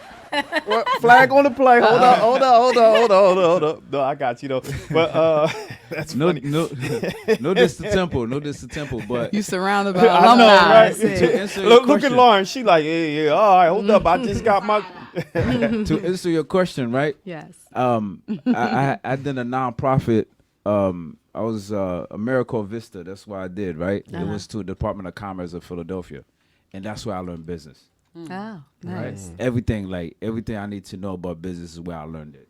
Because I had like 4 territories. We was West Philly and Woodland, Elmwood, and then Southwest, yeah, North 5th Street, and then you communicating with these businesses, right? And then you learning all these different programs that can help these businesses, right? And then you also connecting with people who want to start businesses. So they had these programs too, and nonprofit working with businesses, people who want to start businesses as well. So that's where I really learned it because it was hands on. Okay. That's different. Like Right. when you're doing it like in a school environment, then when you're actually doing it in person. To be Yeah, application. exactly. To, yeah. Right. And that's during that time I started this waterless mobile car wash, washing cars without water. So that was way in the beginning. And one of my good friends is Haitian, and he's about community driven as well, but he says about how poor it is in Haiti and how he always wants to go back to give back to, to where he comes from. Because he said he went to go visit. He said he literally took his clothes off, put his cousin's clothes on, and just was like giving out dollar bills and stuff. But it's so poor. Can you tell us about back home? Haiti is rough, man. Oh my God, like it's rough. Like when I say rough, I'm talking about like you got people who cannot eat, die of hunger, right? That's a common thing. And then you have the security. Don't get me wrong, Haiti is a beautiful country. The culture is super beautiful. If you never hear Culpa, you got the Haitian food is amazing, right? Oh, Dieu collé à sauce pois noir. Listen, the food, the pickles, listen, the food, the culture, all that is beautiful, right? However, we gotta talk about the reality of the safety component, right? You go there, you might get kidnapped, right? There's not a lot of opportunities at all. So that's the reason I don't go back to Haiti, right? The infrastructure, there isn't none, right? I don't even, I think America is the place I came to have ice cream. I don't think I ever had ice cream until I came to America. You know what I'm saying? Because there's let me tell you, listen, I grew up with no electricity, no running water. I think the TV we had was like maybe twice a year. Maybe the lights, because the lights is not 24/7. When I came to America, I was like, hold on, this light's still on? But the lights is like, you have lights maybe 3 hours, 4 hours a day, and sometimes you don't have it for 6 months. Wow. You know? So you don't have the infrastructure. So that's how it is. It's tough. So if we could get into a little bit of the design of the actual shirt. Correct. Especially the one I love the design. One Shout out that stood out Bike to life. me is is the bike riding. Correct. The four wheelers, those are huge in Philadelphia, Correct, and that's something that law enforcement, political officials have fought against, allowing that to happen in Philadelphia. What made you put that on the shirt? See, that's a beautiful question. I love that question. So that's the beauty right there, right? So you have these kids, they're not out there robbing anybody, right? They're not out there disturbing anyone, right? This actually should be a sport if you really look at it. Yeah. And I want to be surprised. Should be. Here's the thing. I won't be surprised in the next 5 or 10 years it become a sport, right? And if you see it takes skills to do that. It does. Yeah. Right? So that's the reason I'm like, that's the beauty in it. A lot of people see it as like whatever. There's a negativity to it, but I'm seeing a beautiful thing that's happening, right? And it takes skills. So I'm like, that's what I'm saying. That's what Favela Boys does. We want to take the beauty, Snapchat it, right? And it talks to you as well. Yeah. No, for sure. No, I like the design of it, and I think you're on to something, and I'm gonna help you. I want to help you amplify, put more grit and put, another level of how can I say excellence to what you're putting out, because when we talk STEM, let's truly take it there, and I think there's something that we can do with that. And so, do you have any other designs that you're working on and all of that? Yeah. Yeah, I do. I have. There's one design I have on my phone. It's like it's mainly in New York City. You see, if you ever get on the subway, you see the guys are breakdancing or whatever. Those things. I got one of that. Everything have a name to it. Yeah. I have one that's well, you know how a lot. I mean, I don't know how you guys gonna take it. There's one. You know how sometimes, especially in Philly, you have the shoes on the string and everything like that. That one, I have one like that, and the shirt, the title on the bottom says "Pour out a little liquor." So to me, I see it like remembrance of those that pass on, right? So I have a lot of design capturing. I have one where because I remember in Brooklyn we didn't have the pool. We used to play in the water, one fire hydrant. I got that where you play in the fire hydrant in the water and everything, because I'm capturing. That's what I mean. I'm capturing the beauty of the ghetto and putting it on the clothes. Because there's a lot of beauty, just like this one. There's a lot. I'm saying, like, I'm a strong believer of that. There's a lot of. You just like, if you ever, whether in North Philly or South Philly, you just step out and you just sit there and watch it. There's a lot of beauty. Because the thing is, when you turn on the 5 o'clock news, 6 o'clock news, is always negative. Right? it's up to you, us, to change the narrative, and I'm changing the narrative to our clothing. I know that's right. It's almost like a culture lesson Yeah. with the different designs, because it's a lot of stuff that people don't know about Black culture, and our culture is so rich, and just to see that on the shirts that's awesome. Well, Black culture is more than rich. Black culture is what make America popular. Yeah. When you leave, a lot of people don't understand that. When you leave America, that's where you really see the Black culture. It's global. It's international. So to the point where it's like to the point where it's almost like, and I push traveling a lot too, because it's like, especially those who don't have access, especially Black people or whatever. If you're not embraced here, you go overseas. Like, your culture is literally everywhere you turn and go, Yeah. right? And it's embraced. So it's like showing us a value, because listen, they love us everywhere we go. It reminds me of graffiti. You remember Correct. how back in the day, in the late 70s, early 80s, it was like, oh, who's putting that on the walls? Yeah. But now they realize the beauty of it. They realize, Yeah. No just, doubt. yeah. So No. it's capturing. It's like you said. It's capturing the richness in the culture of Black culture. Just on that point, that's what hip hop was. Hip hop was a thing that came out of the ghetto that people thought was just going to literally be like a fad. This would be here for a second. What is the trash that they're talking about? And look at the day. Now they want to make money off the backs of the people who created the culture, right? Which is important that we continue to support our culture, embrace it, put a stamp on it, and keep the remembrance of who actually created it. And it ain't no rap about it. And I like the idea, I appreciate the idea that, that you're embracing what we consider the hood or the ghetto, right? And a lot of people, I don't think, that's quote unquote in the ghetto kind of see it, because we are fighting the good fight every day, right?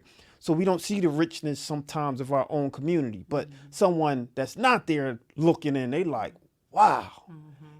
And so that's something that I value and appreciate. And I love my hood. I get asked all the time, Charles Gregory, why are you still in Philly? I actually love my hood. I love Philly. I've been to other places. I like to visit. I just don't want to live there. I like where I'm at. You know what I mean? And it's one thing that I'll probably always stay, but I'll get I get my visit on, my travel on. But Philly is where I'm a product of my environment, right?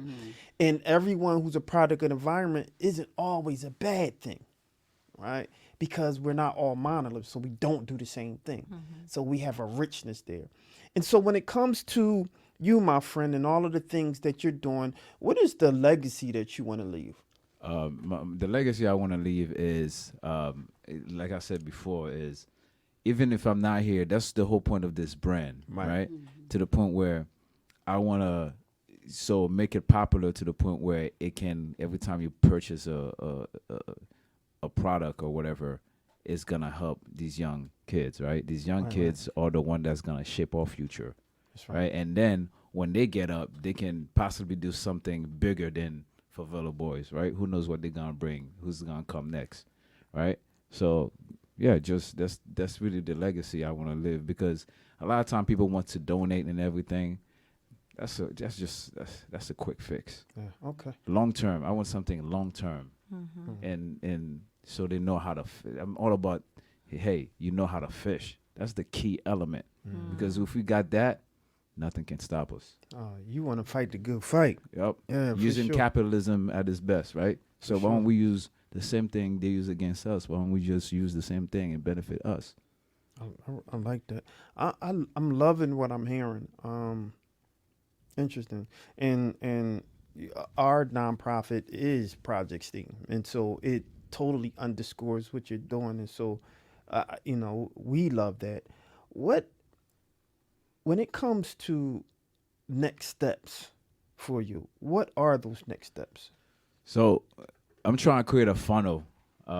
So to me, because I want to be in charge of the message of my brand, right? So now the next thing I'm creating this this podcast talking about traveling so I can promote my brand. Yeah. So they're creating that YouTube channel and of of this podcast, right?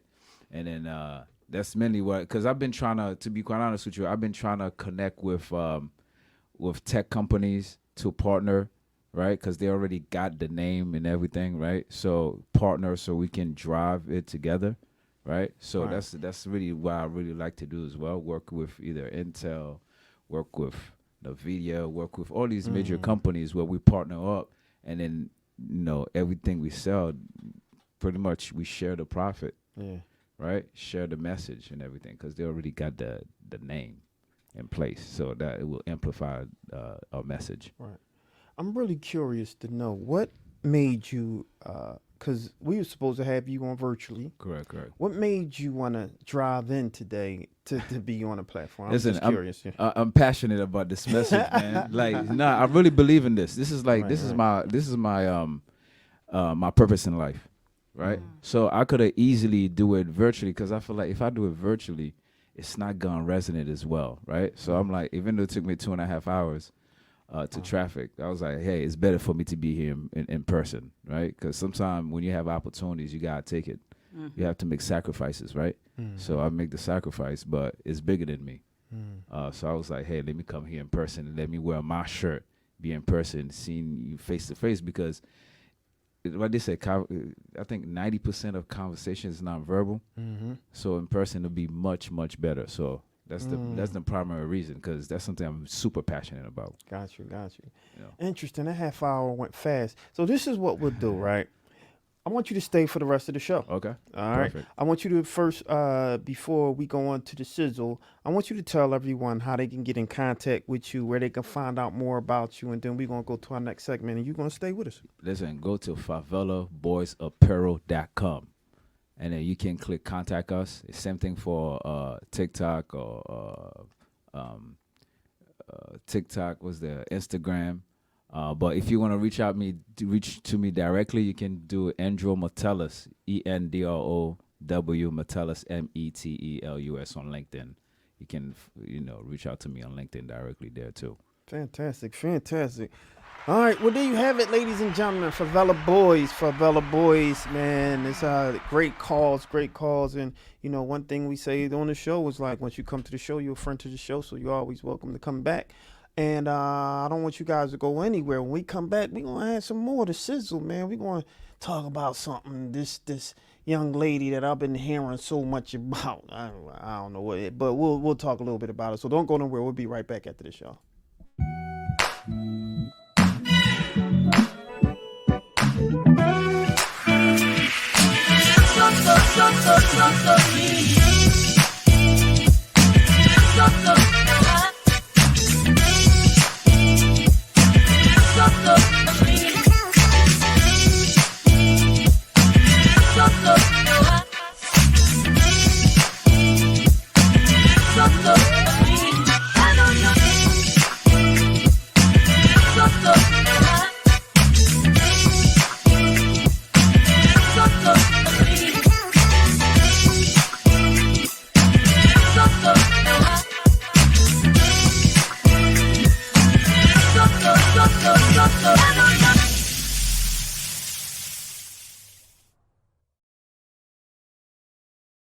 Philadelphia 106.5 FM. We talk weeklies after the talk with your boy Charles Gregg and the beautiful Lauren Sizzle. and the beautiful Classy Lady Sparkle. and the beautiful Lady S. and my guy.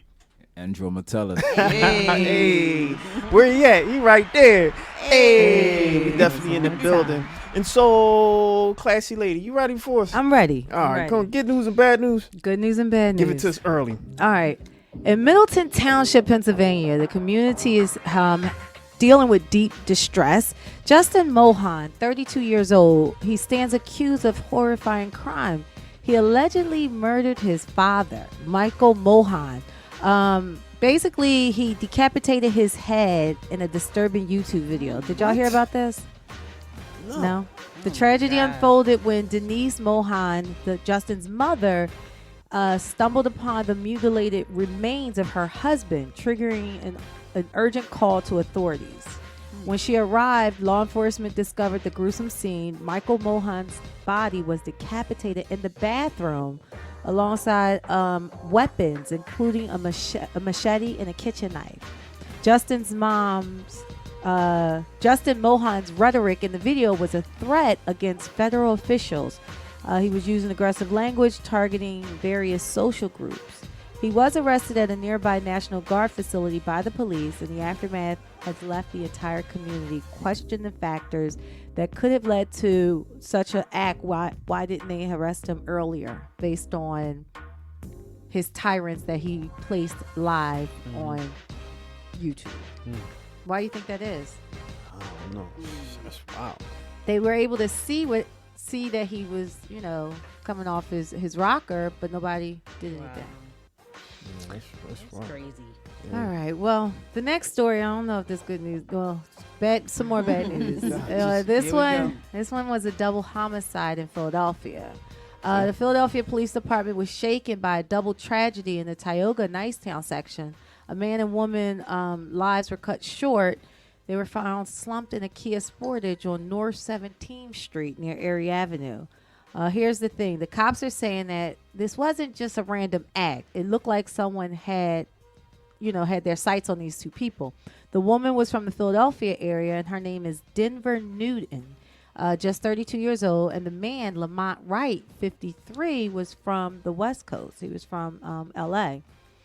Now, why they were in the car together, nobody knows. The engine was still running when their bodies were motionless in the front seat. Eyewitnesses did see a shooter get into a dark-colored car before speeding off.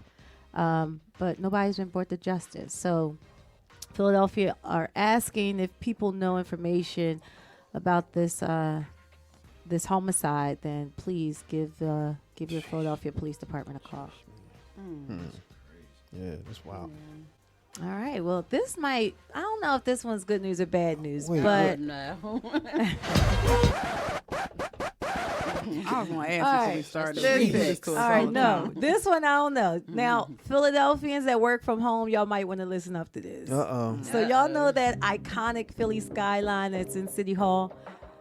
The building? Yeah. All right, well, it's not all, it's not all good there, because it turns out that those office spaces are now struggling big time. There's nobody in there. According to Jones Lang, LaSalle, most of those buildings are now empty and causing major financial woes. Wow. The downtown area looks like a ghost town, and allegedly it's because workers that say they don't feel safe and they want to stay home. Well, now the plan is to bring them back. Our new mayor, Sherelle Parker, is saying. So in order to get the hustle and bustle and revive downtown, Mayor Sherelle Parker, her administration is thinking about a comeback plan, and that's bringing the at-home workers back into the offices. So I thought that that it was less stress on one, the ozone, but two, overhead. Like, you're doing the same thing. Why do people have to come back? Because now you got all these abandoned skyscrapers down Center City, and Center City is a ghost town, and they're trying to bring more money to the city, Yes. and people aren't spending money in the city. If Comcast had to go back, Everybody should have to go back, because Comcast's campus is 23,000 employees just right there on the Parkway. So with all of them being home, it was like, I remember when Comcast went back, the mayor actually put a thank you note, posted thank you like on Twitter, because all those restaurants and stuff that's around that area, people going to lunch and happy hour after work and stuff like that, that stuff's not happening. So a lot of the businesses wasn't able to survive. A lot of that stuff closed. But what about the people who saying that they're saving money from not traveling or eating out? Like, they're not up in there. Exactly. Their They're salary. saving money, and that money they saving is the money that the city ain't making. Yeah. So they don't care about you. They don't care about Yeah, us saving money. They want us to spend that money to keep the city going. Yeah. They trying to do all of this stuff to even bring, even with the events, upcoming events, Yes. that are happening over the next few years, to bring money into the city. That's the whole reason they talk about that whole stadium move, the Sixers stadium going down, because to bring money into the city. So that's going to be part of that initiative, to bring money into the city, is getting everybody back in those empty, vacant office buildings. So here's the question I have: do they have to be there? Is it gonna be hybrid, or is it gonna be all 5 days? Full time, right? See, that's the I thing. think hybrid would be fair Me for too. a work-life balance. Hybrid is probably how they're gonna start. Okay. They're gonna wean them back in gradually, and then before you know it, eventually it's all Back. everybody's gonna be back. Well, to there's 5 been days some again. studies that I've heard that people have been even more productive as they were home. I mean, Twitter showed that, or Yep. now X, formerly Twitter. Very true. They said they have been more productive just by way of staying home. And so if you're getting more done, especially for organizations that rely on productivity, then that should be up to the quote unquote managers or the CEOs to make the decision on whether he wants his X, Y, and Z to come back.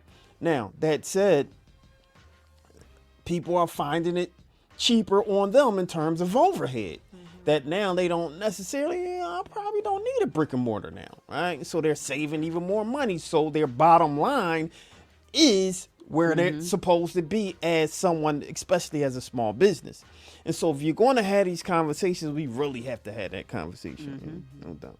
Yeah. They need to find a balance though, because being in a cubicle for 9 or 10 hours a day, and that's then crazy. commuting for 2 hours, and then you don't have time with your family. Like they just thinking about themselves as if it's not a All right, this next one is in recognition of Black History Month.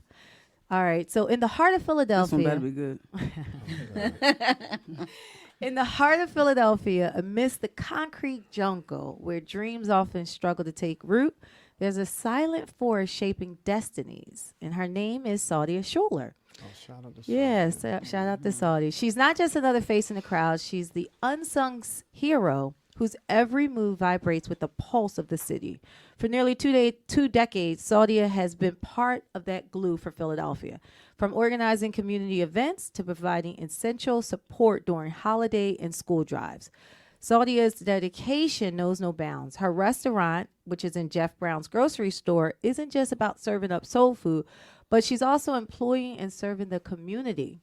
But don't let the glitz and glamour fool you. She has a hustle that's gritty as the streets that she calls home. Yep, behind the scenes, she's a whirlwind of activity, always hustling. Saudia has purchased her dream building and hit a pause on her dreams to give others a shot at theirs. She calls it the Hood Flea Market.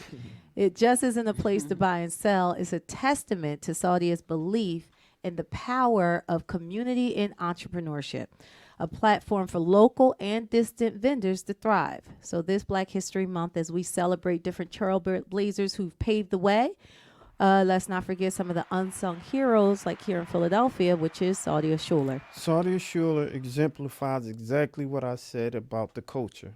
She exemplifies that. And so shout out to her. Yeah. Her resilience, her grit, her unwavering commitment to her people, basically the stuff that legends are made of. So here's to you, Saudia. We Talk Weekly want to acknowledge and recognize you for turning people's dreams into reality, one act of kindness at a time. Fantastic. Right, Another round of applause for Saudia Schuler. That was your good news and your bad news from your girl, Classy Lady Sparkle. And that was your good news and bad news for Classy Lady Sparkle. I'm your boy Charles Gregg with the beautiful Lauren and the Sizzle. beautiful Classy Lady and Sparkle. the beautiful Lady Esther. and my guy. Andrew Metellus, Favela Boys Apparel. That's right, in the building. So you know what we got coming up next, right? We got the sizzle part too. Holla at me. Give All it to me. right. So let's get into Reesa Tessa. All right, so Reesa Tessa is a TikToker who went viral for creating a 52 plus. I said plus because she's still putting out content. Wow. But it's a 52 plus part tell-all docuseries, basically titled "Who the F Did I Marry?"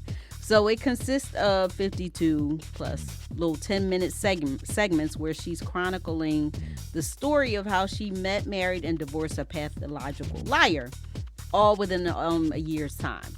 So I'm gonna do my best with trying not to have spoiler alerts because I know people have not seen it yet, and We don't care, but you can spoil it. Go ahead. I'm gonna let you live. But people do care, so I got you. yeah, especially women. Yeah, that's what I'm saying. Some of us don't, but go ahead. Yeah. But so the running time of all the parts is nearly 8 hours.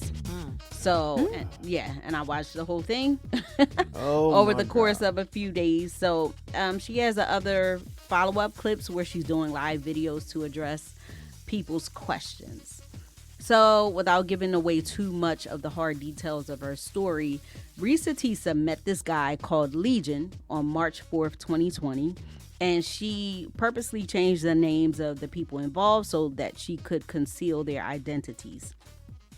So they met on Facebook dating and another site where they matched as well. You know how when you match with somebody because you create your profile and then they match you with people. Well, they also matched on Hinge.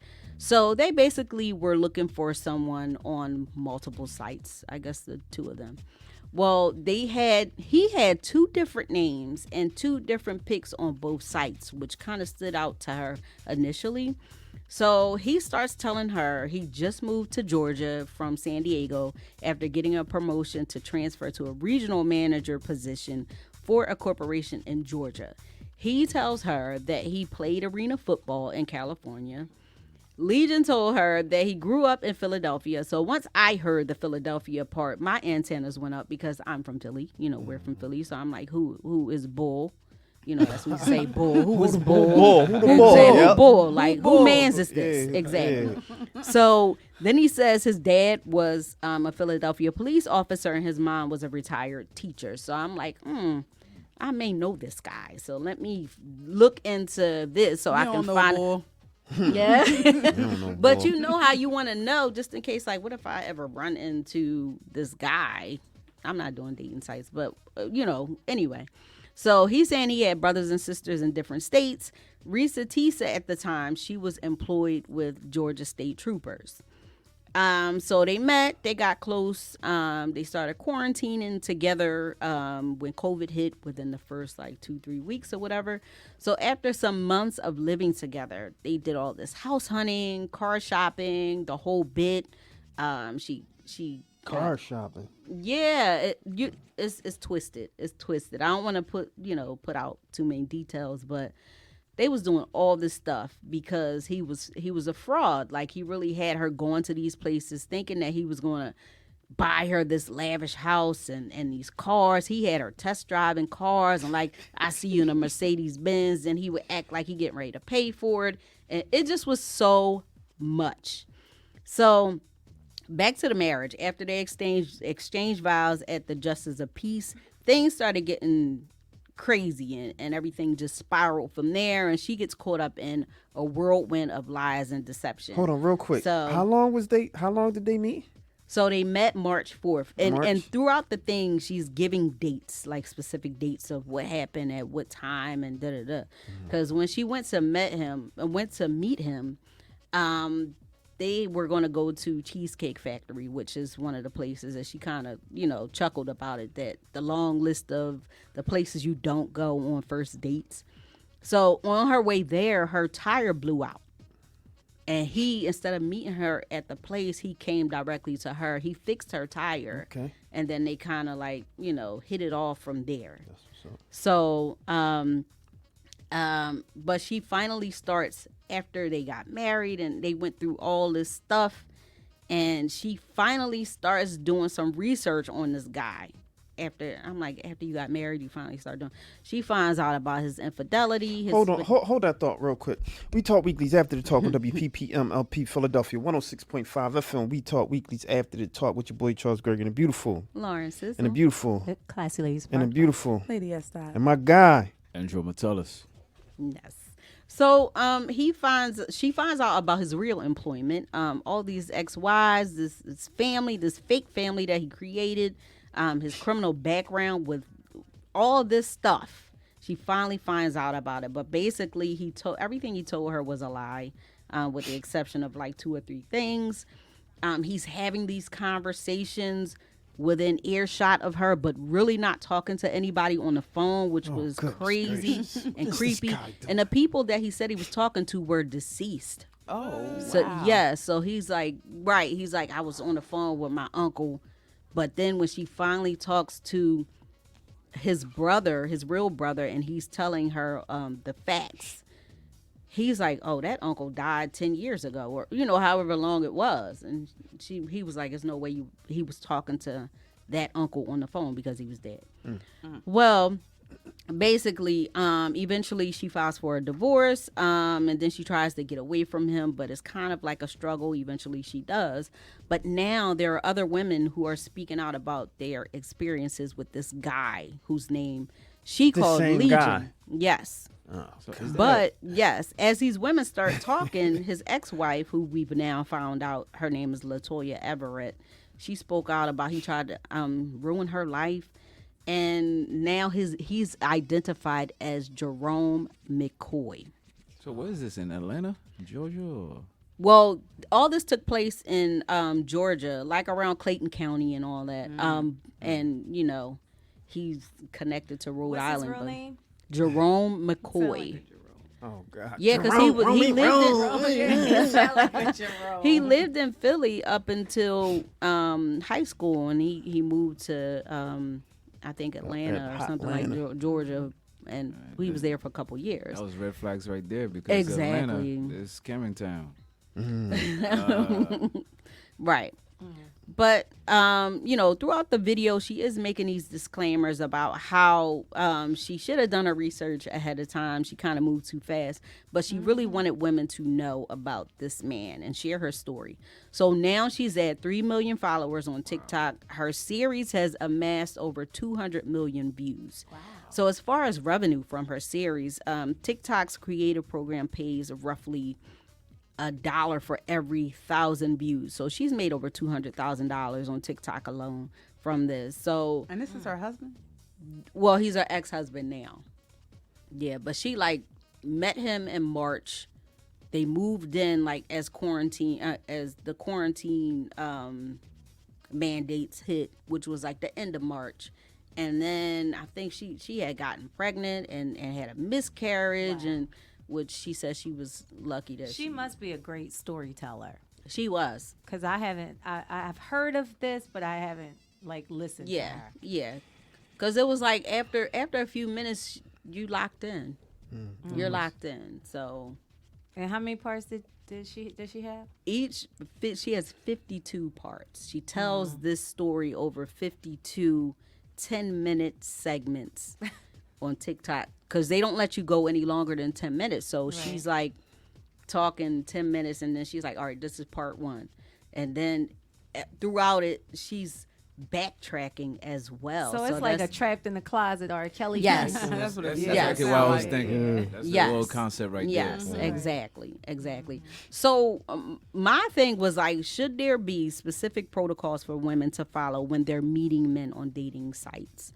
And I'm law enforcement trained, so I'm automatically in private investigator mode all the time. Because when she got to part 10 and she started saying stuff that he was saying, I was like, boo-boo. Red flag, huh? Yeah, it was a red Flag on flag. the I wall. would have tapped out at part 10. But People are just different, though. When you think Yeah. about everybody's levels of,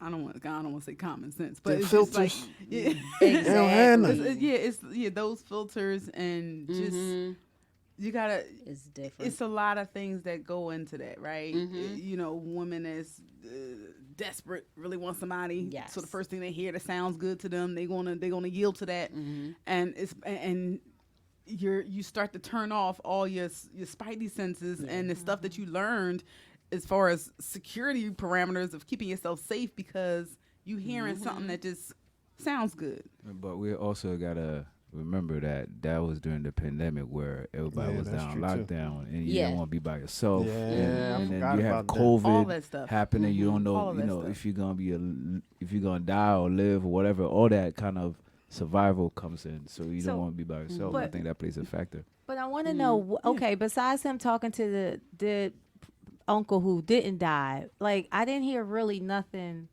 Is he not contributing financially? Oh, he was paying bills. Oh, But he told her he had a banking offshore bank account, and he had realtors that he was meeting, that he was having the realtors take them around to different houses saying that he had like $725,000 in cash that he was going to put down on the house. But then they were like, show us your bank account. He wouldn't show it. So he was doing things the whole time that was red flags. But okay, and I get that. But he wasn't extorting her because he was helping pay bills. He was basically trying to be somebody he's not. He just so if wasn't who he said. Right. So he Right. wasn't, instead of a $40,000 a year man, he was trying to say he was a 6-figure, 7-figure man. Mm-hmm. Okay. So she's like, who did she marry? Because she thought she married more of a person that was saying that So they she had was more. about the bread. She didn't know who he was. Well, That's what I it mean, sound like. he lied. I mean, I'm just looking at it from both I mean, angles. coming from the Yeah. spark, it sounds like pretty much she was just about that bread then, huh? But so she he saw acting that like he ain't have it. right, but he acting like what he didn't have. Like I'm saying, if you denote it down to the dollar, and I guess he had a manic depression with him talking to deceased people. But I mean, I don't know if I'm hearing like other things that he's done. Like, Well, fidelity, she said that was a factor too. well, that was because of his Yeah. past relationship. I didn't hear that she did it with Well, him. well, yeah, he was going on. First of all, there was a prostitute that Oh Ready? God! Hold up. I know. I was trying not to tell like the parts of the story. but- Hey, Lauren. Nobody's gonna watch this, so just go ahead and say it. I know I ain't watching it. We don't really care. right. So there was a she had got his work phone, and she was going through the text messages, which she said he gave her the password Okay, well. to the phone. And if So- you go looking for something, you're gonna find it. something. So don't Right. be mad. Exactly. So she found a conversation with basically like a prostitute where he was like, I want to meet you and da da da, and then he was asking for how much services cost. Like, how much is a BJ? And she's like $40. Well, what if you want to get this? $60. Yeah, so then What if I only got the tip? What if I only did this? He probably wanted a discount. He probably wanted a discount. Like if I got those three, can it come out at a certain price? A discount. yeah, so then she said there was like a few weeks or something where there was no conversation, but then she saw something that said, "Oh, thank you so much. I can't wait to see you again." Oh, Da, da, okay. da. So So he she right, Yeah. right. What if I just kept my clothes on? what if you just smile at it?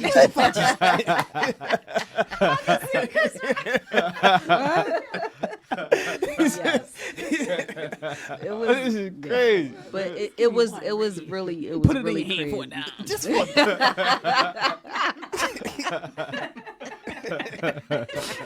What if I don't touch you? just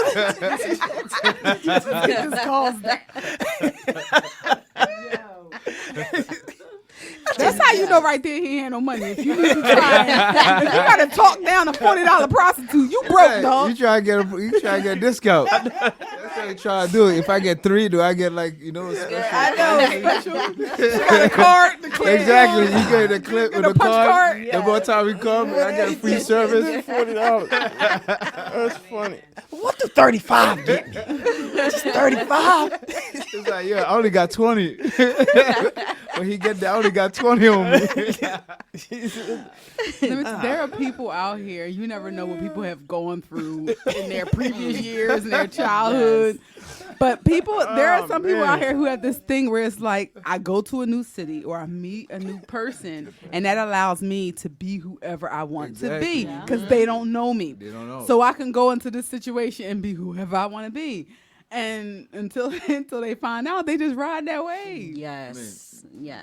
Your question you had earlier about like what should women do, I would say like one of the key factors would be like, hey, if she has Facebook, go to that Facebook. I would definitely FaceTime. If they have Instagram, go through that because a lot of time, and then conversation, because a lot of time a person will tell you who they really are to a conversation. They will. Because if you pick up, like you said, she pick up on those few things, she would have known already because he can only stay in character for so long. And pay attention. Exactly. Because guess what he told you this week, if it don't line up with what he said last month, you gotta, use that woman's intuition and all them side eyes that you doing and don't let that stuff just pass. And No. more than likely, she felt it. Yeah, We don't she know, was, but you in know. her back of her mind, that is, even if it's a 1%, it was there. Like she felt something. She did say that. That she was like, "Yo, this is either too good to be true." What you and- just say? It was a pandemic. The pandemic. People they ain't want to be probably- alone. Yeah. She And probably I was said like, that. yo, there's a variant. You hear every week there was a different variant that's gonna kill you. Yeah. She was like, Yep. damn, I don't want to be by myself. And this is my point. You got women out here that are desperate and they just want somebody, and anything they say that sound good, they're gonna roll with Yep. that, and not use the skills that those built-in skills of tuition that we Yeah. already have. You know when something is not right or doesn't feel right. And the other thing is get somebody in your family that you, or if Yeah. you're just a friend, like get somebody to vet this person, and preferably I for agree with women, it's another man. You know, because certain things that you can't see or ask questions of, they do. Because I heard what you said, my brother, about, you know, going on the internet, but the internet, you can change Google's information, so you can Yeah. make something to make you see what you want to see. And that's why you have to be even more careful when you're meeting somebody online. Absolutely. Because you can put anything on want, there. right. It's different when you meet somebody in person. Like this brother drove here today. We know he Right. we know he real now. Right. You know what I mean? I was Had he just been on there virtual, we Yeah. was like, we I don't take know. that 3-hour drive come here, you know? I couldn't do this if I was virtual. You know? But he in studio, so now I'm online ordering my sweatshirt. You know what I'm saying? Exactly. Yeah, it's crazy. How much out is the here. T-shirt? I got $30. What can I do for 20? Take one sleeve off. I was just about to write that in the comments next to my order. I only got $40. See if they Got 40. How much is a short sleeve? see if they see if they send me a short sleeve hoodie. Do a short sleeve. Just a short. You got. Oh, how about a wife beater? You got the wife beaters. But what if I get my hoodie without the string? Yeah, when I just Crop top. Just cut out the hood. I'll be all right. Dude, that's crazy. Man. So what happened with it, Sizzle? They're now divorced and they've gone their separate ways? Yeah, when she got that message from saw the messages from the prostitute, that's when she finally was like, that's it. Because by this time he had injured his knee and he was like in the bed and for a couple weeks and wasn't So going the money anywhere. wasn't going. All the anywhere. other lies The money didn't was matter. in. It was just when he Money's cheated. not coming in. Yes. So she didn't care about all the other lies. Yeah. So she kicked him out. When he left, he came to Philly. And then when We he got don't to want you. I'm about to say, don't come down here with all that. exactly We because don't want his family don't mess with him like that. Yeah, we so don't when want he you to came go back. to Philly, they wanted nothing to do with him. So he came back to Georgia. He was trying to stay with her. She called the police. So they happened to find that he had a warrant out for his arrest because he Jesus had a Christ. criminal background. Like when she was going through his stuff, she found that I think he was on probation or something like that, but he was doing his sentence on weekends. You know how you get like the work release and you can work during the week, but then the weekends you can do your sentence. So she contacted the police and they did say that there was a warrant out. Because first they were like, well, you guys are still married, so he can technically still be there. So when he got there, she called the police. They arrested him, took him into custody. He was there for a little bit, but he ended up getting out because the warrant had expired, which I never heard about. No, I mean, I guess what it was does. he arrested for? He was arrested for impersonating a police officer. Yeah, he had other arrests, but that was one of the arrests that he had. The plot whole thing. This plot is. But that's You what said- happened. You could be with. He wanted to be whoever he wanted to be. I'm curious. You said that Yes. he was doing his like some of the time on the weekend. Yeah, on the weekends he would go turn himself in, I guess, every weekend So to what's- serve his time. What did he tell her he doing on the weekend? Like, yo, I'm curious. She didn't- never mentioned that. I She would never love to know mentioned that. what he told her. It's he starting was to doing. sound like she got a little bit stuff she leaving out about her. Well, she did say that she just really wanted it to be her time. So when she said that, I kind of felt bad for her because it was like, you know, women dream of their, you know, this fairy tale wedding and meeting the man and this proposal and all this stuff. So I mean, And For when you some want it, women, everybody that come in your path, you like, he the one, he the one, exactly, and it don't be. exactly. For some women, it's just like they're so in love with the idea of being in love, or in love with having this lavish wedding, and they don't think So they about looking over certain things, the red flags. because they just want to be married. so Just be bad. safe. The first step when meeting anybody, whether it's a friend, foe, business partner, somebody you're trying to deal with romantically, be safe, especially when you're meeting people online. That's the first thing. That's the Yes. very first thing. Just be safe. I know, like, I lived by myself for like 16 years. You know, I had a certain way I did things when I met people, and people don't know where you live. People don't have certain information. You just until you really, really vet them. Yeah, that's true. Yeah, no 3 weeks. And She let your said- folks know. Exactly. Yeah, let a your lot of folks stuff know. she kept from her family because she didn't want them to know what she had gotten herself into. But That's interesting. it's And you know, and that's how you know that they know what they're doing. It doesn't really make sense because you know if you would say to another person out loud, "Oh yeah, I met him 3 weeks ago, and now he living here and I'm pregnant." yes. 3 weeks? What? Were you crazy? You already know what your friends and family gonna say to you. So she kept That's that to herself. exactly. Yeah. But I think he did speak out once they found, it was they started saying that he was who he was and his name was put out there, and he was like, she's lying. Of course. He Of need course, what else would he say? he need to make his own 150-part series now. His rebuttal, because there's two sides of every story, right? Yes. That's what he needs to do. Make his Yeah. own money. Yeah, Tell that's his it. story. Yeah. Yeah, 3 sides to a Yeah, story. if he's listening to this, you better start working on that. Well, he's talking to dead uncles. Like, how far he gonna get in his storytelling? I don't know. Yeah, it's a lot deeper than that too. So I mean, if you have 8 hours to spare, And people's family be knowing them. Appreciate you just giving that. Yeah, that's enough for me. I'm worn out just hearing that. Nah, I'm good. I'm all right. Yeah, no doubt.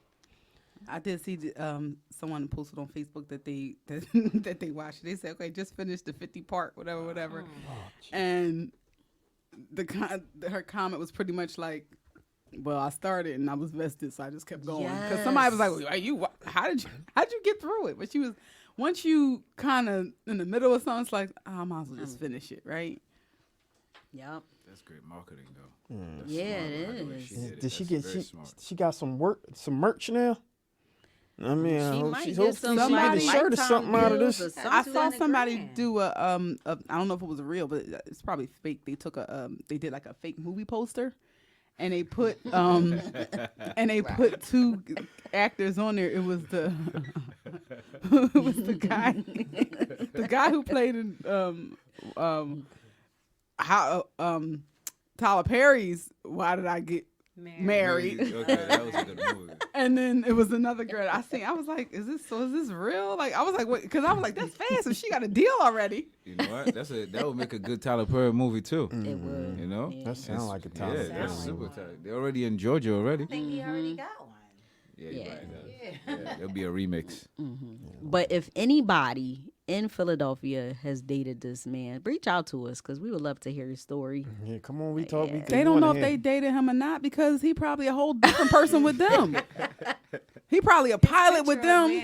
Right? Yeah, I think she put didn't she put his picture She put up? his picture up? Oh, Yeah, his she picture is drawn. out there. No, she not. That's what you're supposed to do. No, that ain't what you're supposed to be doing, man. Well, when She you warning all the sisters. Now, question: did she take accountability though? And, Yeah, like, she some- does. she Like does. the whole time, she was like, "Cause I see y'all in the comments, y'all coming at me."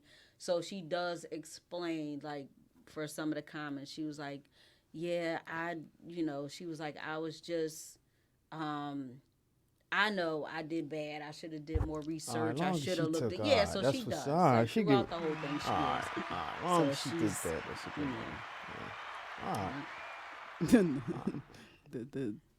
The best teacher is experience. Yeah, I know that's Yes, right. yeah. And I've been through a lot of it. Yeah, Yeah, for sure. All right, was that the sizzle? that was the sizzle. Did you do a Oh no, I didn't. I didn't. But is it something on a peripheral or something like that? it was You wanna just mention something? Tyler Perry, he Okay.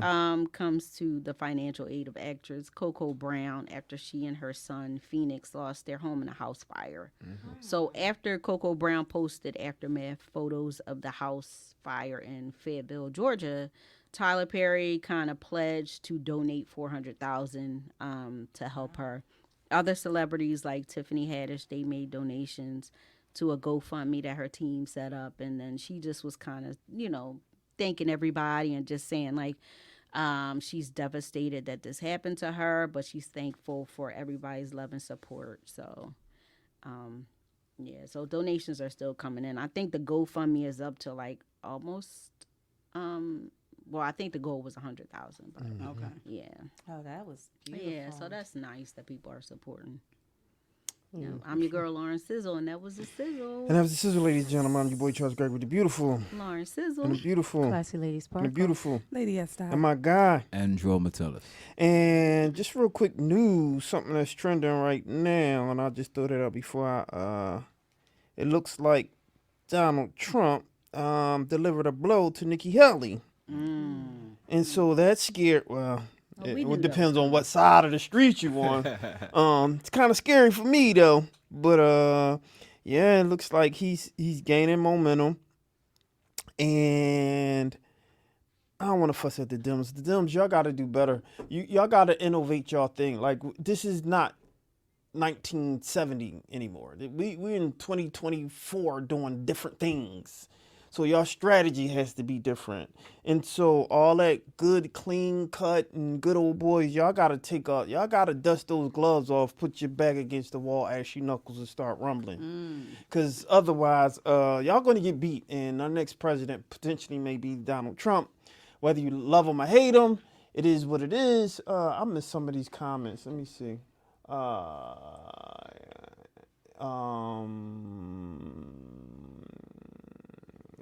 I won't say those comments. All right. So,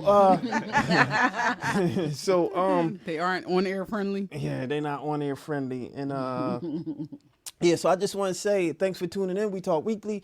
And I'm your boy Charles Gray with the beautiful Lauren Sizzle. and the beautiful Classy Lady and Sparkle. the beautiful Lady Estelle. and my guy. Andrew Metellus. Thanks for tuning in tonight. And we see y'all on the other side. Peace. Peace. Peace.